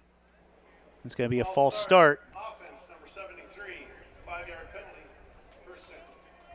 Nicholas Brown called for the false start, and they are just moving backwards now. Since it is first down, and you've got a lot of yards to be able to make up coming off of a takeaway, Matt would love to see an attempted strike here from just under 50 yards. Dudden going to take the snap, fakes the handoff to Campbell, who's going over the middle. He's got his man. It's Martinez again. Martinez with the catch at the 30-yard line, and they pick up nearly all of it. On 3rd down, or 1st down and 20, they pick up 19, going to bring up a 2nd down and 1. 2nd and 1 now for the Cats.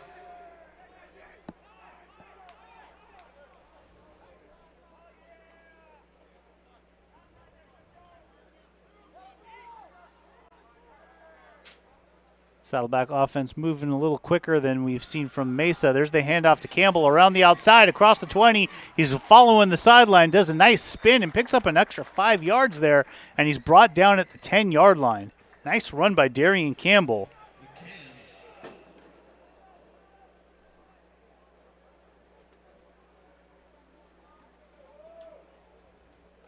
First and goal from the 10.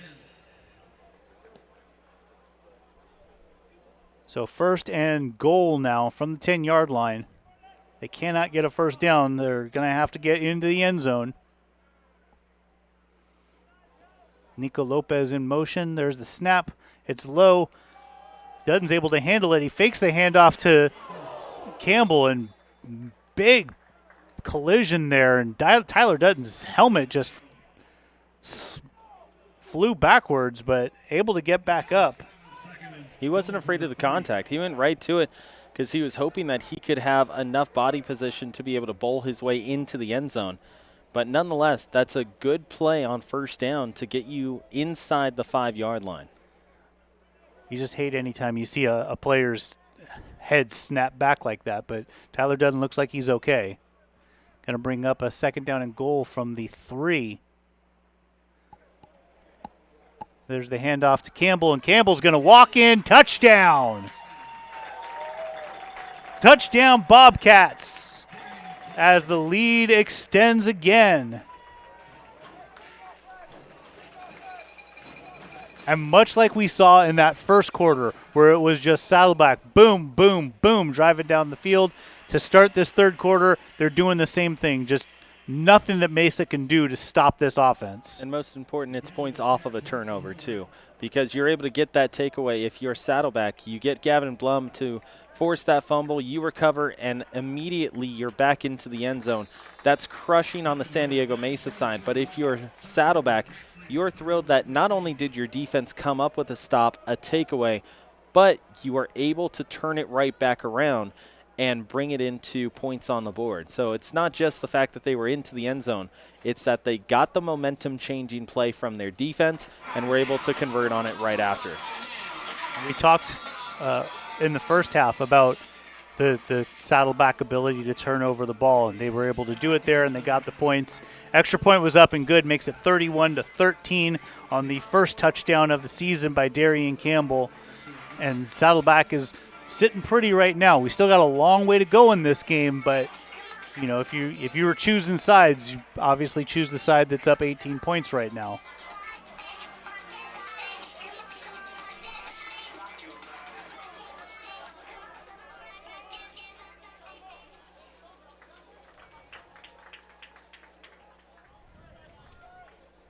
Update from out of town. Golden West 60, Orange Coast 6. I'd say that Golden West has that pretty handily wrapped up at the current moment. They're only halfway through the third quarter of play there. If they don't, that would be the most amazing comeback I've ever seen. Gray Virgil takes the kickoff at about the 5, brings it up to around the 25. On the return, tackled by Roman Harton.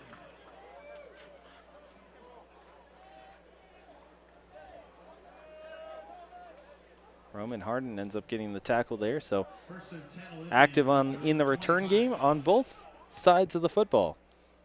Monterey Peninsula, the number 4 team in the state of California, is trailing it by 28, 35-7. 12:37 left to go in the third quarter there. And then Butte is trailing by 3 at American River with 5 minutes left to go in the third quarter. So after Reggie Johnson's fumble on the last possession, it's going to be Tyler Line out there at quarterback. And they're going to hand it off on the first play. And not much there, a pickup of 1. And a late flag comes in. Bad penalty to take on that far side of the field. Play was already over, and just a little extra shove after the play was done is going to cause for a first down coming up for San Diego Mesa. At the end of the play, personal foul, decent defense, number 55. 15-yard penalty added at the end of the run. First down. So penalties have been an issue for Saddleback for at least a couple of years now, and we're seeing it once again. Luckily, they're, they have a pretty good lead right now, but giving extra yardage is never a good way to win football games. A couple more scores to round out the out of town. 9:44 left to go in the second. Riverside 35 and Southwestern 14. Line takes the snap, lots of pressure, is able to avoid it. Lots of spinning and juking and getting his way up close to a first down for Tyson Line. And they're going to say that he got that first down. First and 10 at the 49-yard line of Saddleback, moving into Saddleback territory.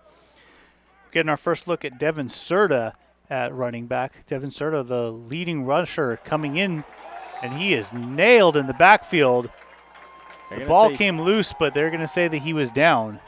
Yeah, he ends up getting tackled, and the ball does pop out once he was already on the floor. At least that's what it looked like initially. Looking at the replay, it looks like that ball came out before he was down. And that is why we love the advent of technology.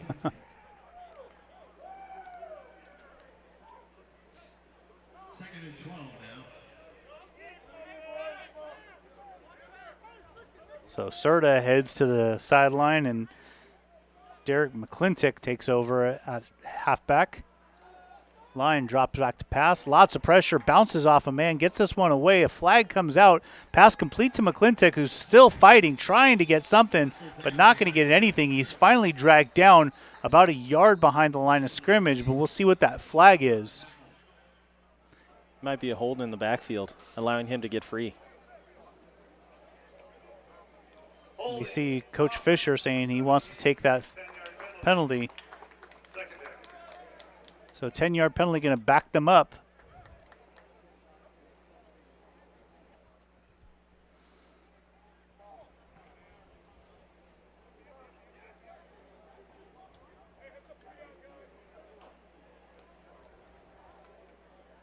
Going to set up a 2nd down and 22 for the Olympians.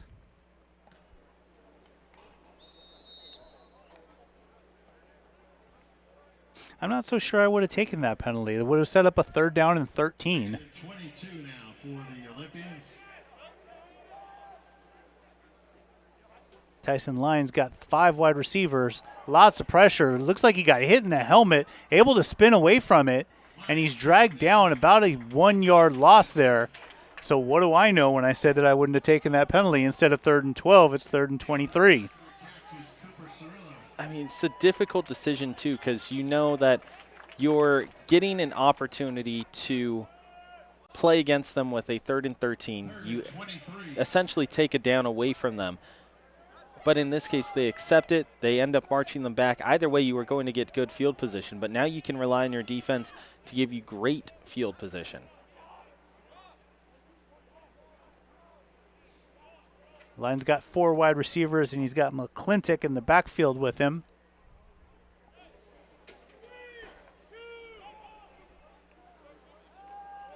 That pass is intercepted! Intercepted by Jacoby Sequoia.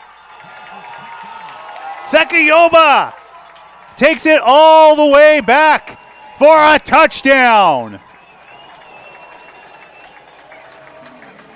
So when I said great field position, I didn't expect the defense to do this. He anticipates it well. There were 2 different Saddleback Bobcats who were in the vicinity. He ends up popping up in front of a route, gets up in front of it, is able to grab it with 2 hands and runs to that outside lane. He's got nothing but green grass and daylight to look at. For this defense of Saddleback, they have got their 2 back-to-back momentum-changing plays, and they are in thorough control of this one. Jacob Sekayoba with the pick 6.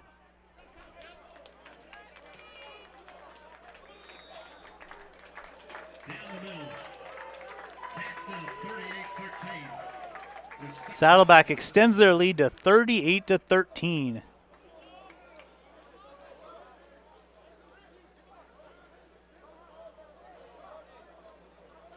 We take a look at the replay here. Line looking across the middle, and Sekayoba just steps in front of that pass. His teammates do a great job of setting up the blocks, and Sekayoba just takes it all the way back.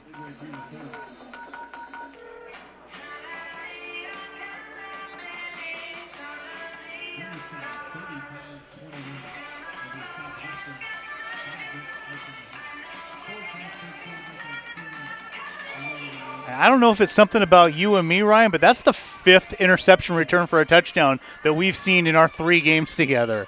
Yeah, 4 of them by Saddleback. I think not only does the defense just like to be able to bring up good plays when we're here, but they are looking for the record books. Because if I remember correctly, the last time that we were together, we saw 2 returns for touchdowns. 3 returns. 3 returns for touchdowns. And now you add today's, like you said, 5 different returns for touchdowns. We got to take a look at the record book and see what is the most in a season. So that was the kickoff return, and there is a man down for Saddleback.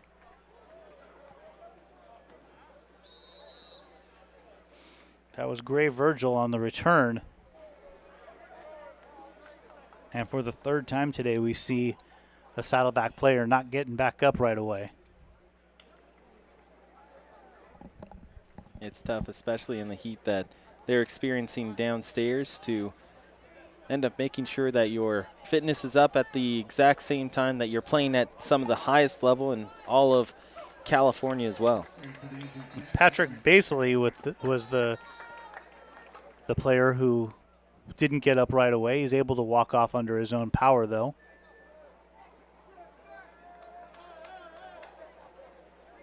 So the last two possessions for Mesa, Reggie Johnson fumbles.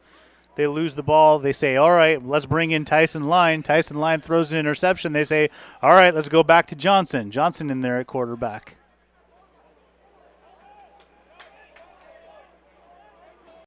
Saddleback leading this game by 25 now.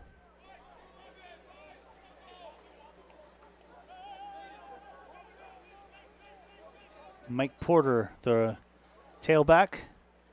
Johnson's going to keep this one, calling his own number. Gets out across the 30 and brought down about the 31-yard line. And it's crazy to think that it's just 8.5 minutes of gameplay since we saw that pass that was just out of the reach of Jay Porter that would have put Mesa in the lead in this game. And all of a sudden, it's a 25-point lead for Saddleback. Coming into today, there were 7 defensive interceptions. And I'll get to this in just a moment. Johnson getting pressured. He's going to keep this one and runs out of bounds at the 35-yard line, close to a first down, and they're going to say he's got the first down. 7 defensive interceptions throughout the entirety of the season. Now, if you go back into the record books, the most interceptions in a singular season was 33 in 1977. So they're just a little bit off that pace to this point. Most passes intercepted. Also, we thought that the 3 interception returns for touchdowns was impressive, which it was, but it's not close to the record that they've had in one game. Johnson loading up, letting this one fly. He overthrows his receiver. Okay, you can't keep me in suspense. What is the record? The record for most interceptions in a single game for Saddleback is 8. 1974, they got 8. And then if you want to talk about returns for touchdowns, they have had one player in 1971 who had 3 interceptions returned for a touchdown in the same game. All right. So it's still fun. It is, but nonetheless. That was great Virgil that Johnson was looking for on that last play, overthrew him. Brings up a second down and 10. 4 wide receivers for Johnson.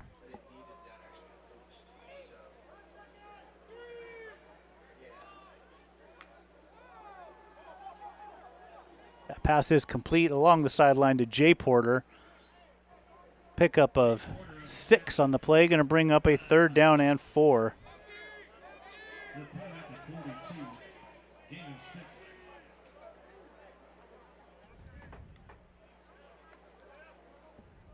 Third and 4 now for the Olympians.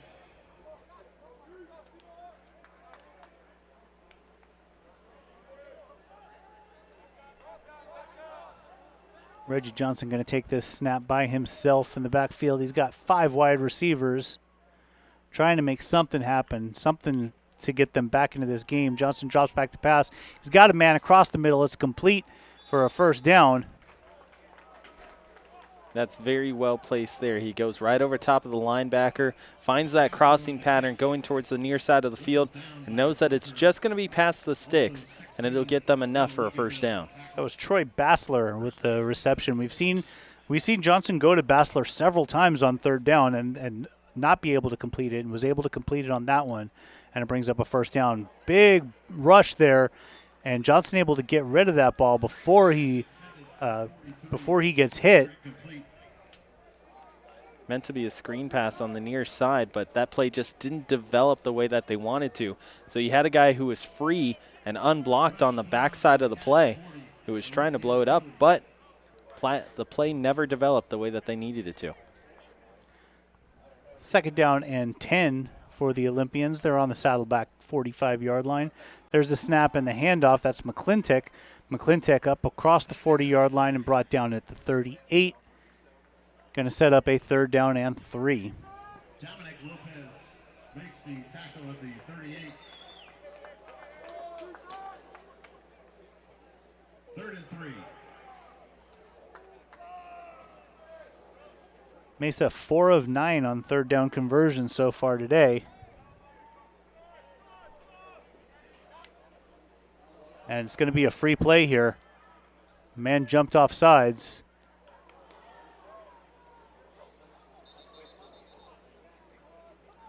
He is looking for LT Turner. Offside, defense in the neutral zone at the snap. 5-yard penalty results in a first down.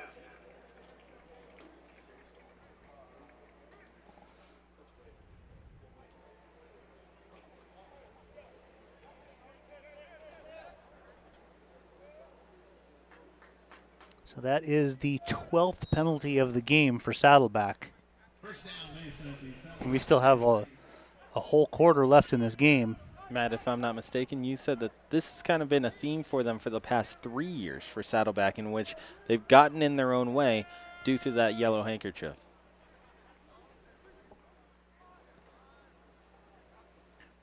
Reggie Johnson drops back to pass, no one there. He's going to run it up the middle. He's got himself a first down, and he's brought down about the 20-yard line. Johnson takes off and runs. Walter on the tackle, first down, Olympians.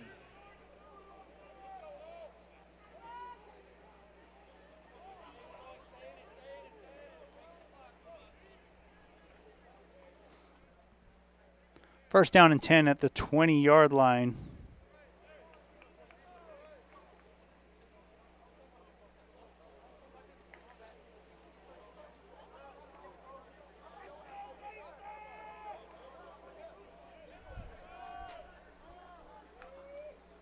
There's a snap, and they hand off to McClintock. McClintock picks up a yard, if that, before being brought down. Averill was there for the stop. He ends up just kind of shucking his way past Macias on that right-hand side, and is very quickly right into the backfield. McClintock on the carry. Top of the pile, it was Luke Averill.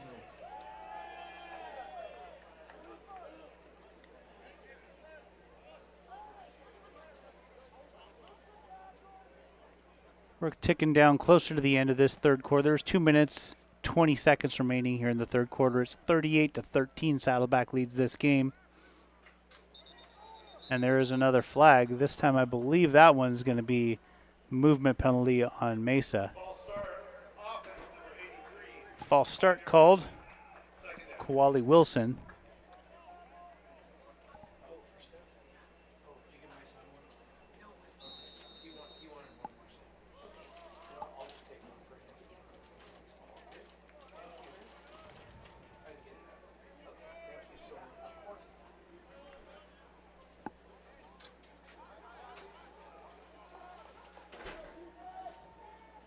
Second down and 14. There's the snap. Setting up the screen. It is complete. Out across the 15 to the 10.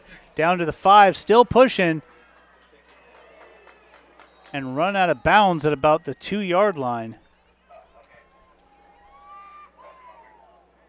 Well-developed play there on the screen pass. Far side, you get blockers going upfield 5 and 10 yards up. It opens up a lane on that left-hand side to run through.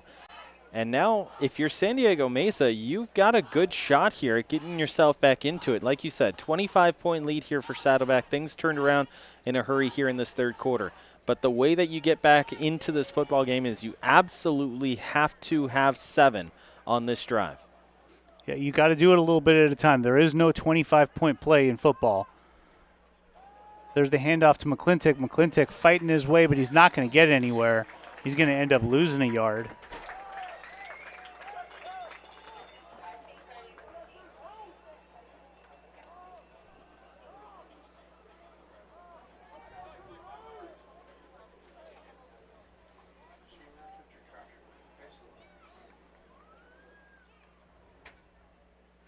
Luganville was the first one there. Dominic Lopez in the area.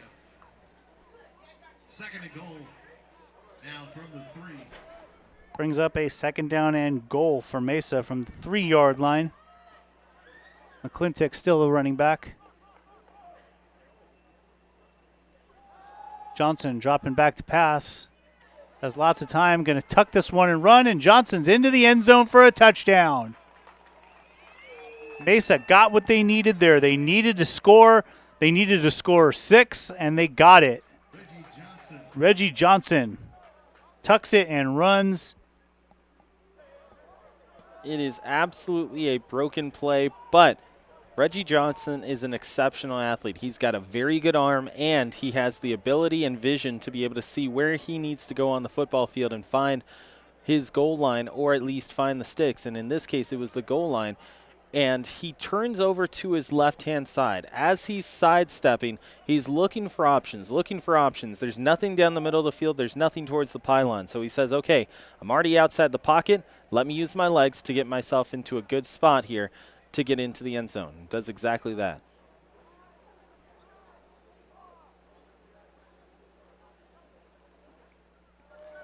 So Mesa looking to go for 2 here. There's a flag and a delay of game. Delay game, offense. 5-yard penalty. Play the try. That's a difficult one there for San Diego Mesa, especially considering that they were going for 2. Now it's going to push them back just a little bit.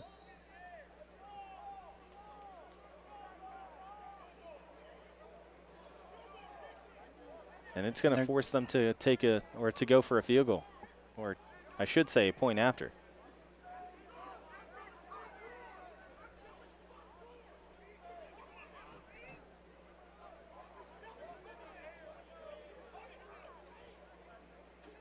So Hausman Lee's in to attempt the extra point here, which will cut the Saddleback lead to 18.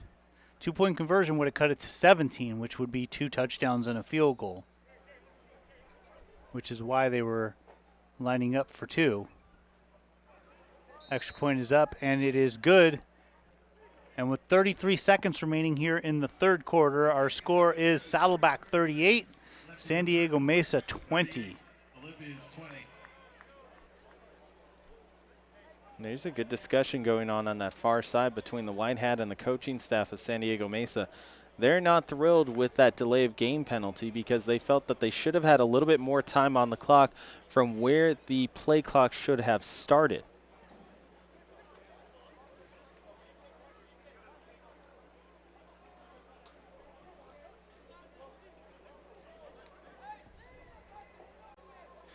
Well, that's neither here nor there. They're not going to get their way here. The score is what it is. It's 38-20. Mesa's going to be kicking off, and if they want to get back into this game, they are going to need to stop the Saddleback offense, something they have not done at all in this game.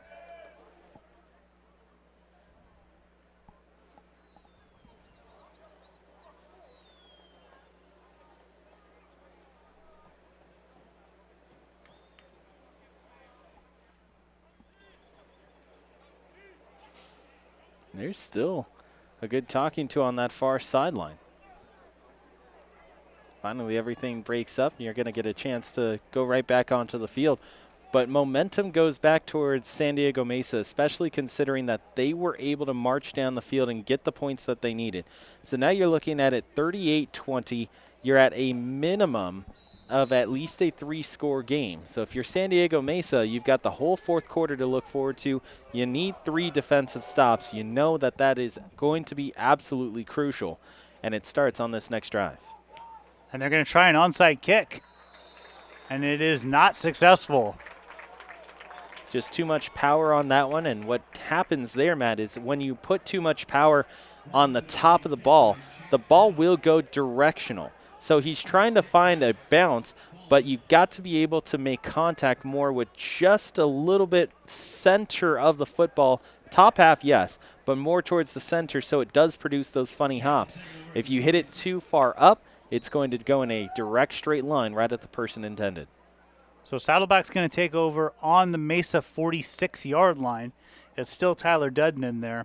Coming into this game, Saddleback was averaging 438 yards per game. They've already exceeded that through 3 quarters. So the offense is clicking, and Mesa needs to make a stop here. Dudden takes the snap, hands this one off. Jagger Blaukamp with the carry. He's able to pick up 2, and that's it. Driven out of bounds, and that will probably be the last play of the third quarter.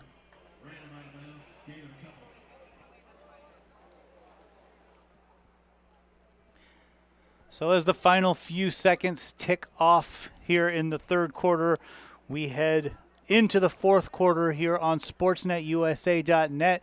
It is the Bobcats 38, San Diego Mesa 20. Bobcats trying to improve to 4-0 in conference. Mesa in danger of falling to 1-3. And we'd like to remind everyone, if you would love to watch some more community college football, you can do exactly that at 6 p.m. as East LA will be hosting Canyons. That's only 5 minutes left to go in the third quarter there, and Butte still trailing by 3 at American River, and they are just into the fourth in Sacramento. There's a snap. Tyler Dudden gets that one off, and it's complete out across the 40-yard line. Tell him that I do not want him going outside riding his scooter when he's there by himself. Pass complete to Malachi Pierce with the catch, and one score out of town score that is significant for Saddleback. Riverside leading Southwestern by 3 touchdowns right now, 42-21.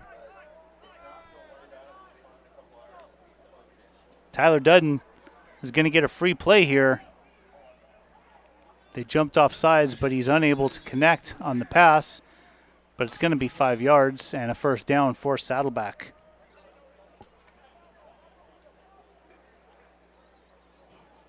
Defense, offside, 5-yard penalty, results of first down.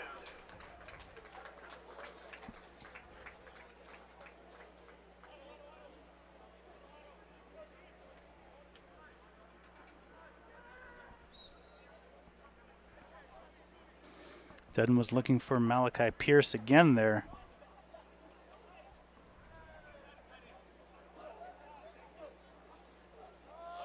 There's the snap and the handoff. Going up the middle is Jagger Blaukamp.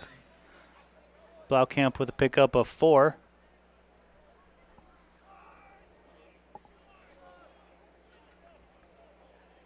In on the tackle, Mackay Gray Virgil, also 55. Merrick Wanishno. Second down and 6 for Saddleback. They're on the 30-yard line. Dudden drops back to pass. Looking to the outside, complete to Pierce. Pierce is brought down at the 11-yard. Actually, he never went down. His helmet came off. 24, Cowboy Hatcher. Tackle made by great football name, Cowboy Hatcher.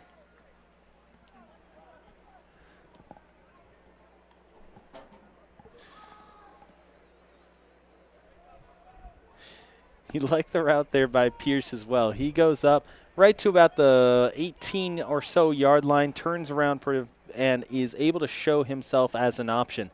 It's just a quick turn that gives him the sticks and then also just a few yards more. Gets them in good spot.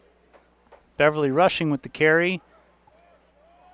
Pushing this one forward to about the 7-yard line. Going to bring up a second down and 5. Saddleback can still get a first down here. De La Cruz and David Ivey in on the tackle. Gain of 5 on the play, second and 5.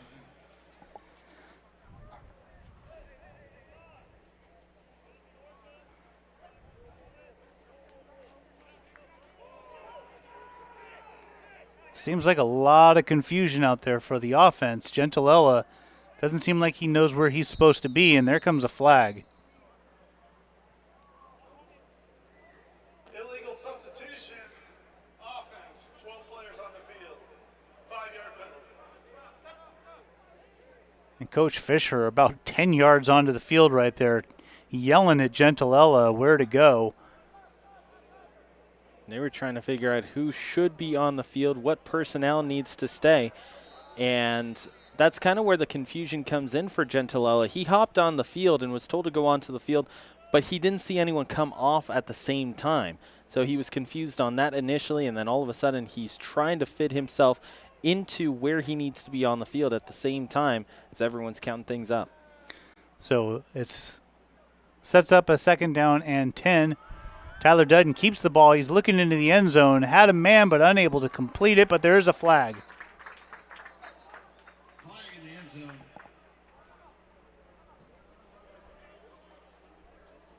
Pass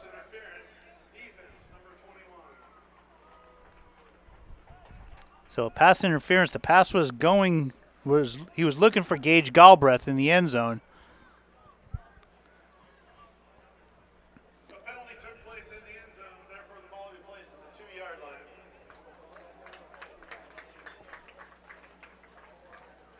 First and goal for the Cats.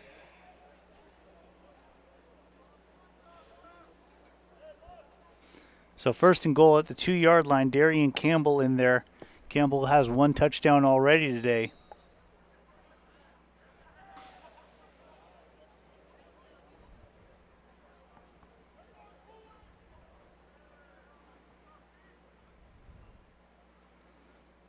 There's a snap. Dudden's going to throw this one. Was looking for Gentilella, and that pass falls incomplete. And Gentilella comes up with a little bit of a limp. It's a difficult one there for Gentilella because he's going out towards the far side pylon deep into the end zone. And what he has to do is turn in midair and adjust to the football at the same time worrying about the defender. Difficult catch to try and make. So Gentilella comes off after limping his way off of that last play. He's going to come have a seat on the bench. There's the handoff to Darian Campbell. Darian Campbell pushing his way forward but not able to get there. Stopped at the 1, and it's going to bring up a 3rd and goal from the 1.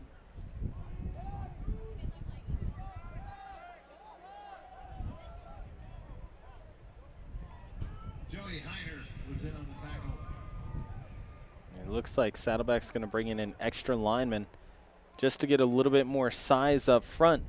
3rd and goal now from the 1-yard line. So Walter comes off. Big Greg Shade comes on.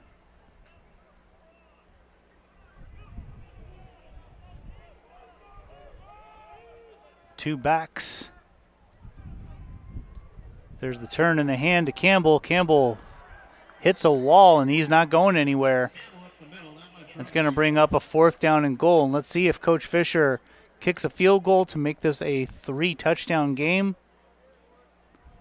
I think this is a great spot to go for it because you are pinning them right up against the goal line. You punch it in, you get the 7 that you're looking for. You get the 6 that you're looking for. If you don't make it and you run that same play, you get stuffed again. Well, now all of a sudden, San Diego Mesa finds themselves inside their own 1-yard line. So not even a slight bit of hesitation. Coach Fisher was going for this all the way. So 4th down and goal.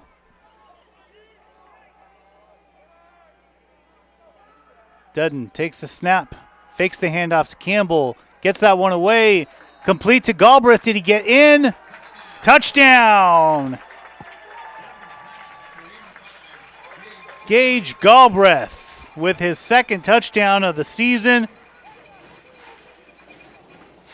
And Saddleback looking to push their lead back up to 25. What a play call there, Matt, because you look at it, it looked like it was going to be a delayed handoff in the backfield, and you see the poise there by Dudden as he's turning over towards his left. He's waiting. He gets 5 yards outside the pocket, 10 yards outside the pocket, finally sees Galbraith turn to him, and that's when he delivers a strike. Extra point is up and good, and it is 45-20. In the 4th quarter, Bobcats 45, Olympians 20.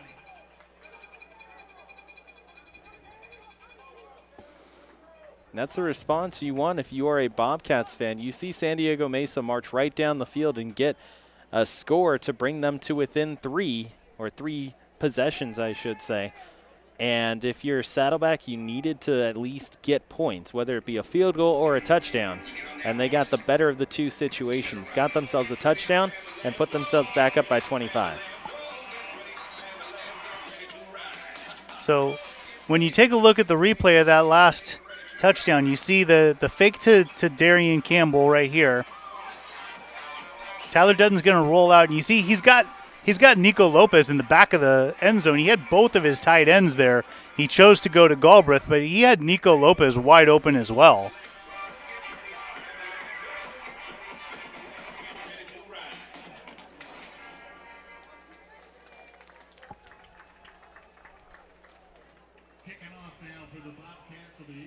courts.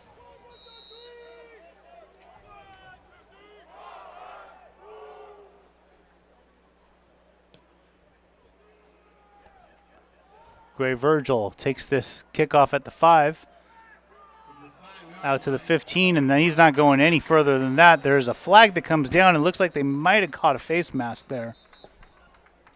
Yeah, a little flyby there that just is a little too easy for the official who's sitting right behind the play.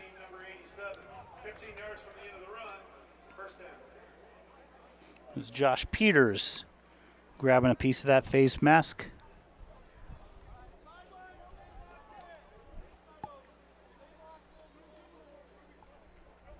Got 10 minutes and 14 seconds left in this game. It's not impossible for San Diego Mesa to come back, but they're going to need to score, and they're going to need to score quickly. Most importantly, they've got to get defensive stops. Saddleback has had, if I'm not mistaken, 8 possessions, and they have scored on 7 of them. And You once can't- again, the one they didn't score on, they fumbled going into the end zone. There's the handoff and nothing there. If you can't get a stop defensively, it will not matter what you are able to do offensively. So if San Diego Mesa goes down the field and scores each of their next 3 possessions, but they can't get a single stop, it will not matter what they end up doing on the offensive side of the football. That was Mike Porter on the handoff, and nothing there for him. Pickup of 2. Going to bring up a 2nd down and 8. Reggie Johnson going deep with this one. Has a man. He's got him. That is complete to Jay Porter, and Jay Porter takes it all the way. That is the play that they ran to start the half that would have put them ahead. Jay Porter able to make the reception this time. He takes it all the way for a San Diego Mesa touchdown. And I said they needed to score, and they needed to score quick, and they did it right there. They did exactly that, but most importantly now it's going to be on the defensive side of the football. That's where the onus has to be if you're a San Diego Mesa fan watching in. San Diego Mesa has proven that they can get electric strikes. That's their 3rd different pass that has gone for 30 or more yards. 2 of them have led to touchdowns as well. If you are an Olympian fan, or if you are watching on and saying, okay, I want to see a little bit more of a comeback from the team that's down, they have to get a defensive stop here on the first series for Saddleback coming out of these points. Hausman Lees adds the extra point, and that cuts the Saddleback lead to 18. The score is 45-27.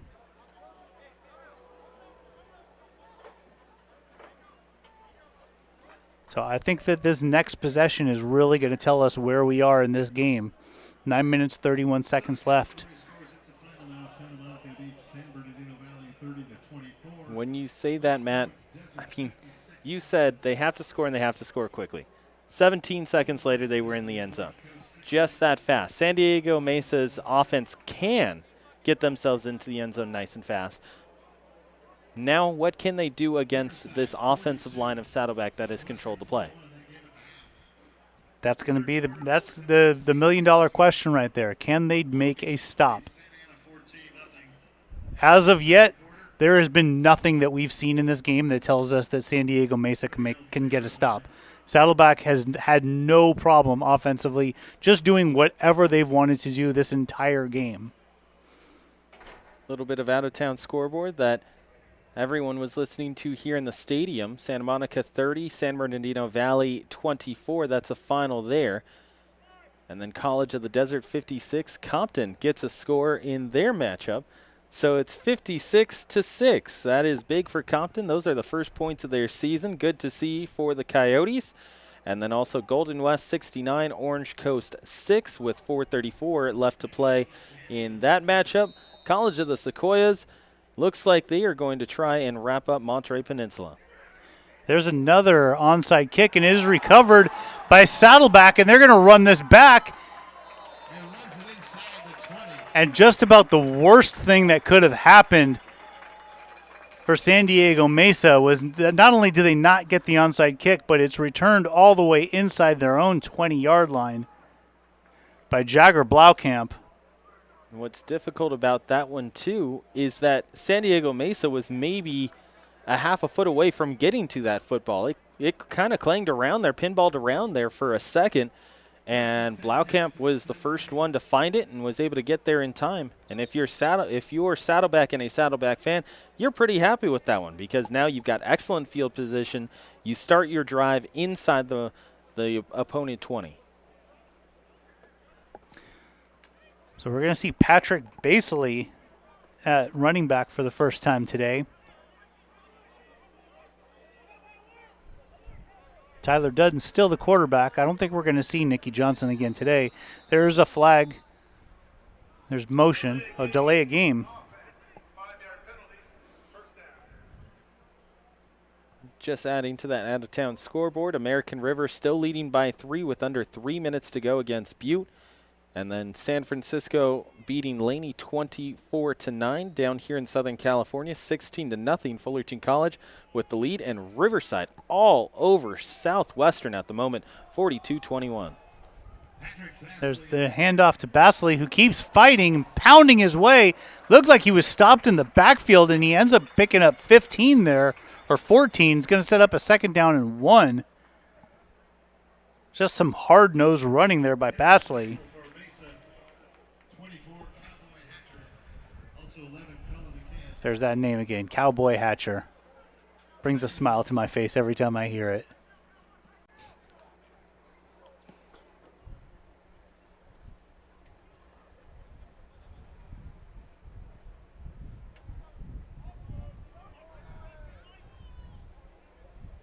Dudden takes the snap from the 8-yard line. He's going to keep it, and Dudden's just going to walk into the end zone. Touchdown, Bobcats. So the Olympians get the score. We say they need to make a defensive stop, and you barely have time to take a breath before Saddleback is back in the end zone again, pushing their score up over 50. This might be one of the most efficient games you can see from an offense, not just in Southern California or this conference, but across the entire state. If you're looking at it from Saddleback's perspective, 51 points on the board. You've only needed to kick 1 field goal in total. The rest of the way has been via the way of the touchdown. So a huge kudos goes to this offense. The offensive line has done extremely well blocking. The running backs have been able to get into the second level and have forced the issue and have gotten big plays. And then, of course, the quarterbacking play and the wide receivers have gotten plays of over 20, 30, 50 plus. It's kind of clicking on all 3 facets for this Saddleback offense, and you can see it in the scoreboard. So Saddleback's had 10 possessions in this game. They have 7 touchdowns. They have a fumble move going in for an 8th touchdown. They have a field goal, and then they have the possession at the end of the first half where time ran out on them. We haven't seen a single punt today, not from Saddleback. This offense is just clicking on all cylinders.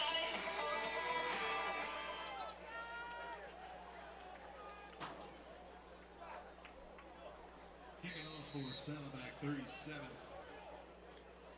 Ethan Schwartz.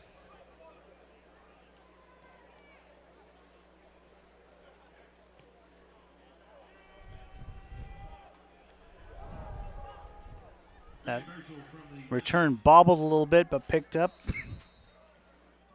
San Diego Mesa going to take over on their own 32-yard line.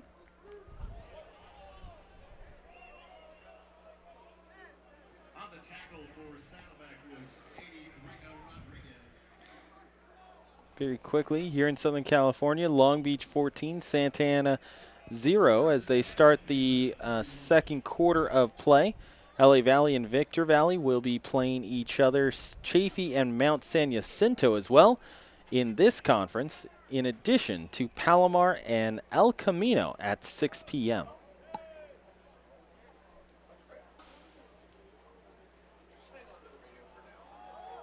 Reggie Johnson hands that ball off. McClintock That was Derek McClintock with the carry. Jonas Wilford on the tackle. So the Saddleback offense has looked really, really good all year in all 6 games that they've played, or 7 games that they've played now. Defense, 15 yards out into the end of the run. So we get a personal foul face mask by Saddleback. But in the 3 games you and I have been here, 45 points against Citrus, 54 points against Chafee, 52 points tonight. This offense has just been going crazy when we've been here. Yeah, and if I remember correctly, they're averaging 438 yards of total offense coming into this game. You said that they had passed it midway through the third quarter of play. That is an electric offense that is one of the best in California.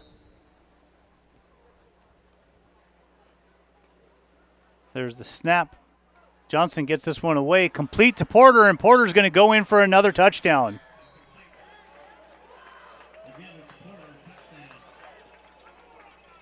So Jay Porter continues his excellent night. Take a look. The fake to McClintock. That pass looked like it was a little bit over the head of Porter, but Porter able to pull it in and able to take it into the end zone, beating Landon Hodges, who was the only man near him.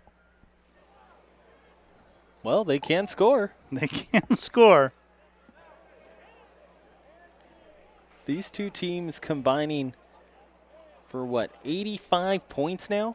One of the higher scoring matchups we've seen in Southern California. Goes back to that 47-45 Ventura-Fullerton game. As right up there with some of the most points we've seen all season long. I don't know. Ed, does this qualify as a barn burner? Feels like a barn burner to me.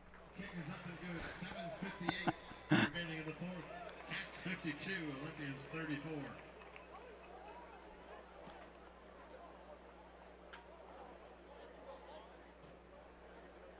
So there's just about 8 minutes left in this game. It's not over. Like it's a 3-score game. It's not over. It's going to be really, really tough for them to come back, but they're going to need to make a stop. Bottom line, Mesa needs to make a stop. You tell any person who is a fan of community college football or football in general that your team is going to score 34 points and have 4 different plays of over 40 yards for touchdowns. And they're going to be very happy because they're going to say, hey, we're in a great spot to win. And San Diego Mesa's offense has given them that opportunity. Besides the 2 turnovers that, of course, have turned into points, they've given them that opportunity. But it's been a real tough go of it on the defensive side. There's another onside kick, and once again it is recovered by Saddleback. Falling on the onside kick, Kyle Bale recovering that onside kick.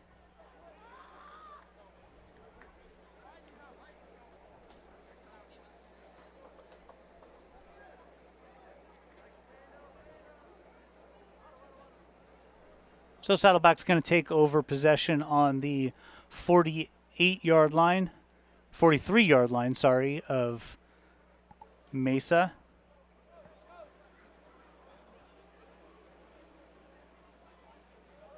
And I think the goal here goes from scoring points. Not that they don't want to score, but I think bringing that clock down, you got to start looking at that. Yeah, you're going to have a lot more management when it comes to the next 3 to 4 minutes. There's Beverly rushing on the handoff, takes this one across the 40 to the 39, and a late flag comes in.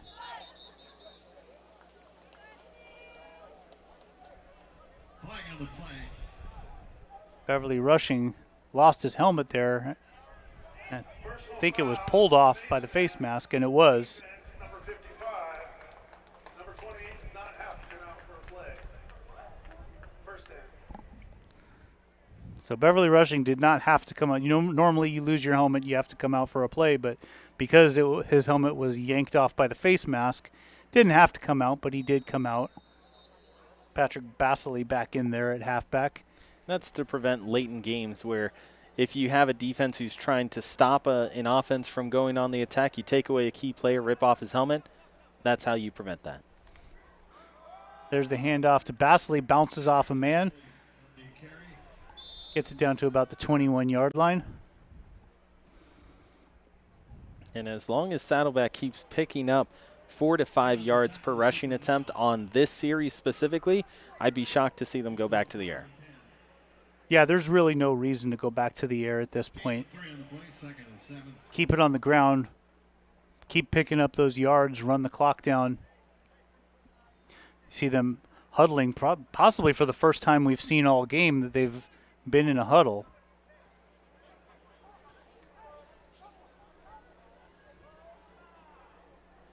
Tyler Dudden running that clock down, play clock down to 2 before he takes the snap. There's the handoff to Basile.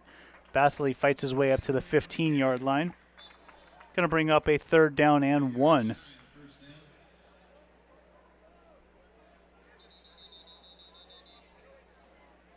And a man down for Mesa. Injury on the play. 6 minutes, 44 seconds remaining in this game. It's an 18-point lead for Saddleback, but with this drive moving down to where it is, this game is getting close to being as over as it can be with time still on the clock.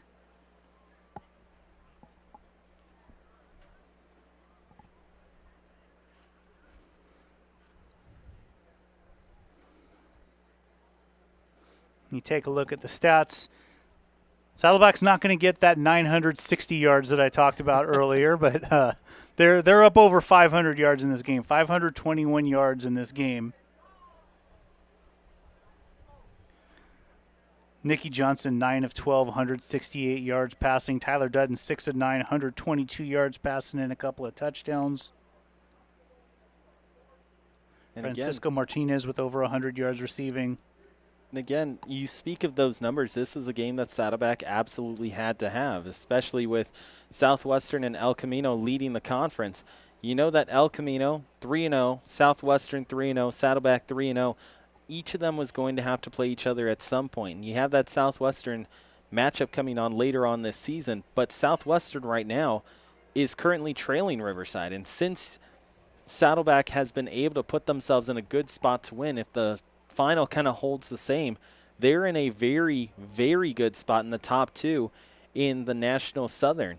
And then Riverside, of course, with the win, would end up popping themselves right back into the conversation as well. So 4 different teams all vying for 2 spots in the National Southern. And if Saddleback is able to continue where they are, they would be in a great spot coming up.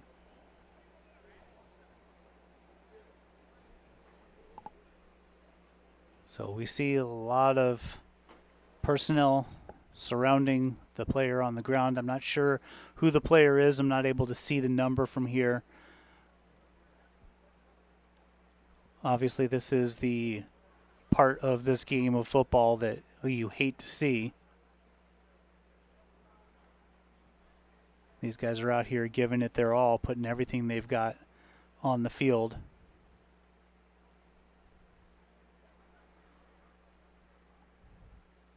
Players for both teams kneeling. Player is being wheeled off on a stretcher right now. We don't have any updates for you, but we'll see what's going to happen with this game. We still have 6 minutes and 44 seconds remaining on the clock. If we get an update on his condition, we'll let you know, but we'll probably will not get any kind of update before the end of this game. So let's just I'll keep him in our thoughts and hope that everything turns out okay. Yeah, and it's a difficult situation, like we said. It's not just difficult for us here at the broadcast location. It's probably the least difficult for us. It's actually most difficult for the players on the field, not just on the Olympians side, but also on the Bobcat side. This is a guy who may have played against you as an opponent. Maybe you played with him in high school. Maybe you played against him on a club team. Maybe you played against him on a JV team or with him on a JV team. What people don't realize with community college football is that it has the emphasis of community. A lot of these guys you have played with or played against for years growing up, and then to end up seeing something unfortunate like that where you do have someone who has an injury and has to be taken out on a stretcher, it's difficult to not only get back into a matchup but also think of it, process it, and mentally be able to handle it and go back out there and play against the same program. Well, and for every single one of these guys who sets foot out on the field, that's got to be their worst fear stepping out onto the field, is that something like that happens. And then to watch it happen to someone else, kind of, I can imagine that it messes with your head a little bit. And so it's going to be difficult for them to finish out this last 6 minutes and 44 seconds and keep their minds in the game. And it does, as a fan, too, of community college athletics, remind you that these are student athletes. These are students at the end of the day who are at an institution who is going to help them get an education and move on to the next level, whether that be NAIA, Division I, II, III, or even into the job force. These are student athletes who are going out there, making sure that their studies are on point, making sure that their studies for being a football player and an athlete are also on point, making sure that they're good teammates and also good family members as well, taking care of family members and friends down the line too. They have a lot of responsibilities and a lot of different things on their minds that they have to process through each and every day that they wake up and go to practice, each and every day that they wake up and go into the classroom, and that they work through their progressions. In a time like this or something like this, an event like this, you really kind of reel it back and realize, okay, yes, we are watching football. Yes, we are watching a game that we all love to be able to be entertained by and be able to see these student athletes go on to the next level and use this craft to help them get to the next level. But ultimately, they are student athletes. They are people just like us. They are students who have dreams, who have wants and desires to move on to the next level. And the way that they are doing so is through football. And it's very difficult to see someone end up getting an injury like that, considering all the things that have gone into that student athlete's life. So let's do our best to try and put it aside and play out this last 6 minutes and 40 seconds in the game.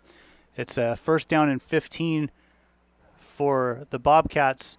And there's the handoff to Beverly rushing up the middle, and he's down to the 7-yard line. Beverly rushing on the carry. It's going to set up a 1st down for the Bobcats. 1st down and goal. First down for the Cats at the 7-yard line. As we click closer to 6 minutes remaining in this game. Saddleback in no hurry to get up to snap this ball.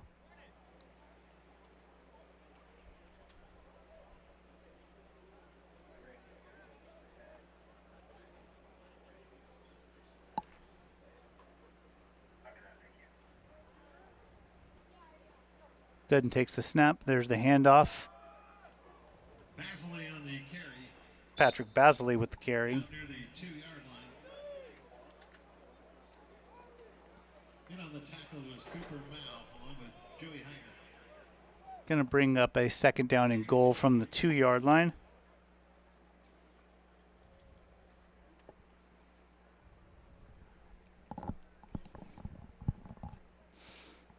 Five and a half minutes left in the game. Saddleback leads this one by 18 points, on the verge of heading into the end zone one more time.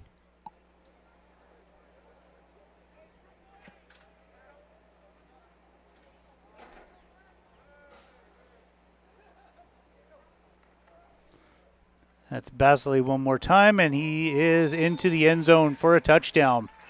Patrick Basley.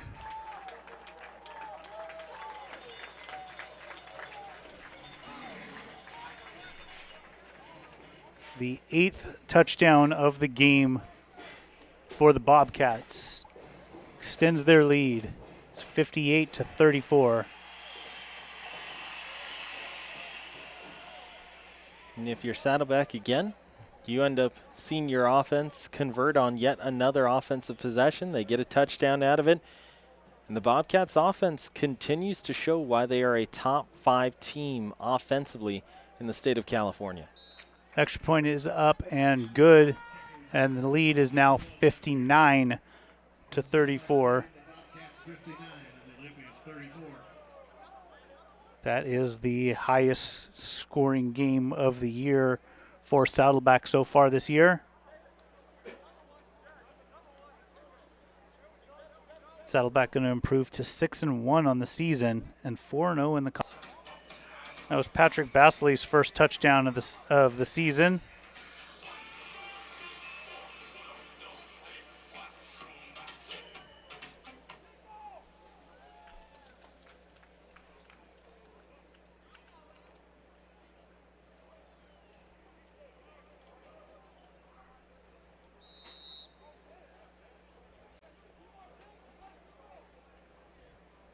There comes the kickoff. This one's going to be fielded at the 3-yard line, out across the 10 to the 15 to the 20, and brought out about the 23-yard line. He's run out by Justin Zeppa.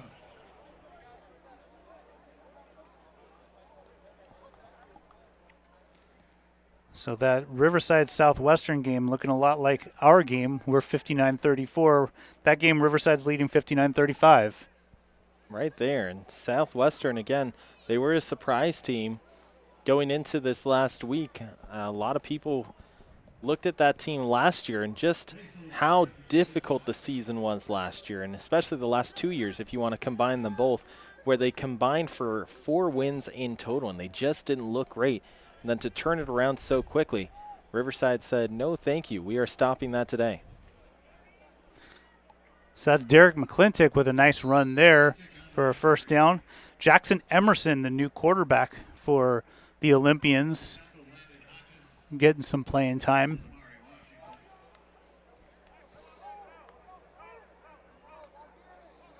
First down for the Olympians at the 43. Jackson Emerson has thrown 2 passes so far this year. Did not complete either one of them. Hasn't had very much time to play. And getting some chances here in the last 4.5 minutes of this game here today.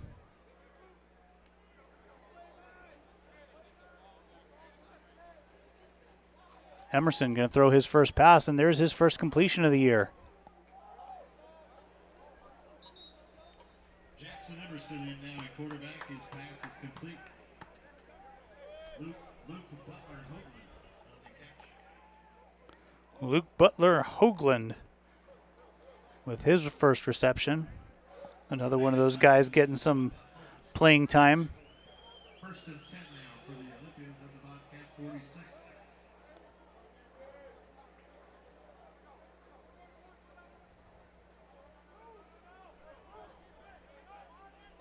Emerson drops back to pass, gets this one away, but he one-hops it.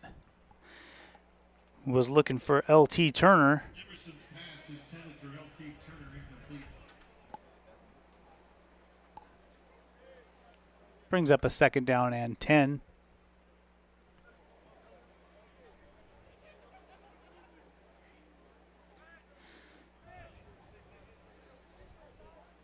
Emerson with McClintock in the backfield. Going to turn and hand it to McClintock. McClintock bounces off a tackler, picks up an extra yard or 2. Got 4 on that one.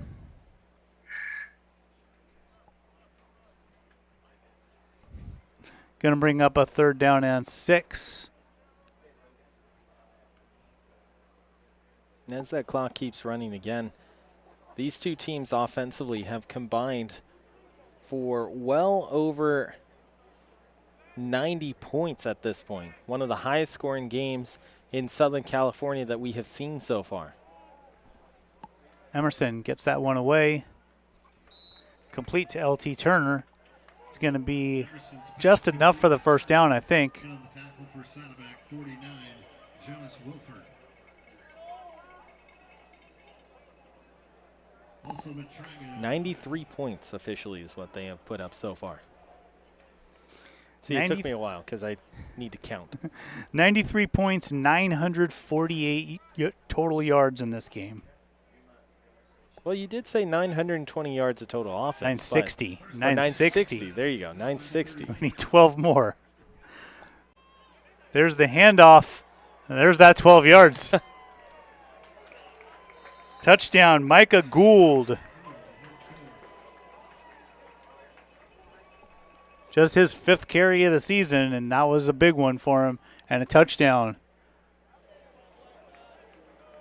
And with the extra point, we will hit 100 points today. And it's funny, Matt, because they started going to the ground and the clock started winding down, and yet they still are able to put up points. Both these two teams offensively have done extremely well, making sure that they get the spacing that they need and also allow themselves to present multiple opportunities to score. They have different options, wide receiving wise. We have seen different options in the running back game, and then also, as we have seen, different options at the quarterbacking level. Extra point is up, and it is good, and we have 100 points on the board. 59-41, Saddleback leads this game. And we are 9 yards away from 1,000 yards in this game.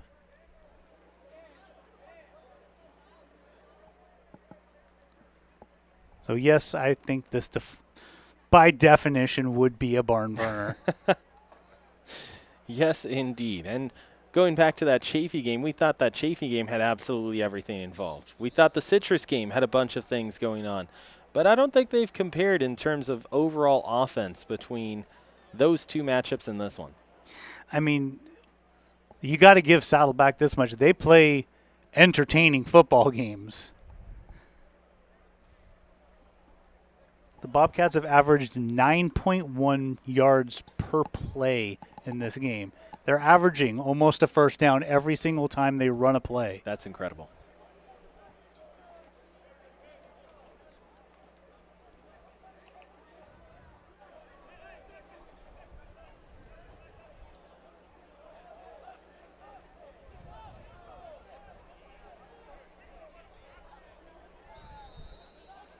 So Mesa not giving up. They're going to try another onside kick. And it is recovered by the Bobcats. Onside kick is Nicholas Gentilella recovering that kick. And in theory, San Diego Mesa does technically have 4 timeouts to work with. They have the 3 that they naturally would have per half, but also the 2-minute timeout coming up as well. I wonder if we'll see Carson Howard at quarterback.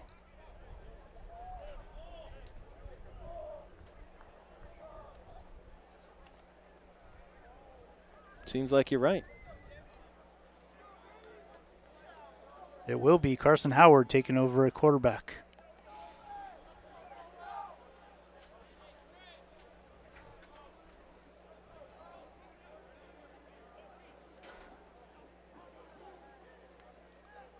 And Howard's going to keep. 5-yard pickup. That'll bring us down to the 2-minute timeout.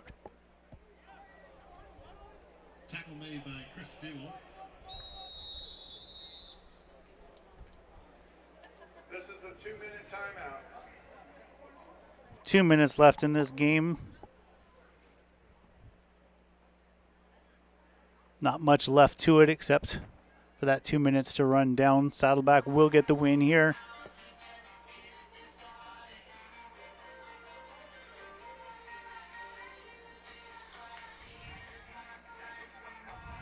Taking one final look across the out-of-town scoreboard. As we mentioned, Santa Monica over San Bernardino Valley, 30-24. Golden West 69-6 over Orange Coast in a rivalry matchup, and Monterey Peninsula has gotten their first loss of the season, 63-26. American River and Butte, they are starting an exciting matchup. Butte tied it up with just 20 seconds left, and they are starting the second overtime over at American River and Butte.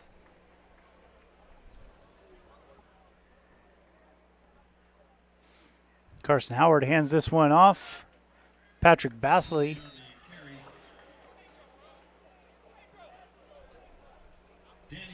And San Diego Mesa doesn't initially look like they're going to call their timeout.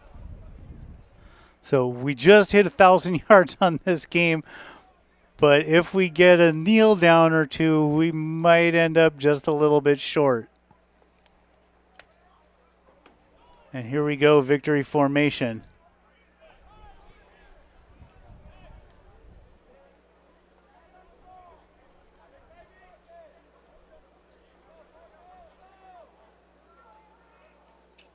Carson Howard takes the knee. Carson Howard takes a knee. Looking ahead on the schedule for Saddleback next week on Saturday. We'll see College. That's a 6 o'clock start. one more time after that, and that should run us to the end of this game. The season with 2 home games. They play Southwestern on the 1st at 1 o'clock and El Camino on the 8th at 1 o'clock.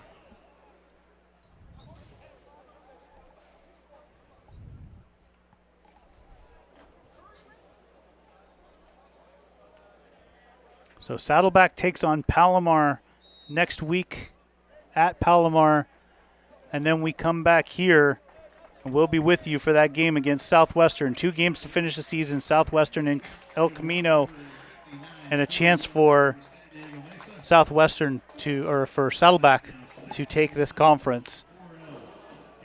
So as the time clicks down, that will take us to the end of this game. For Ryan Osborn, for Ed Ford, for SportsNetUSA.net, I am Matt Rogers.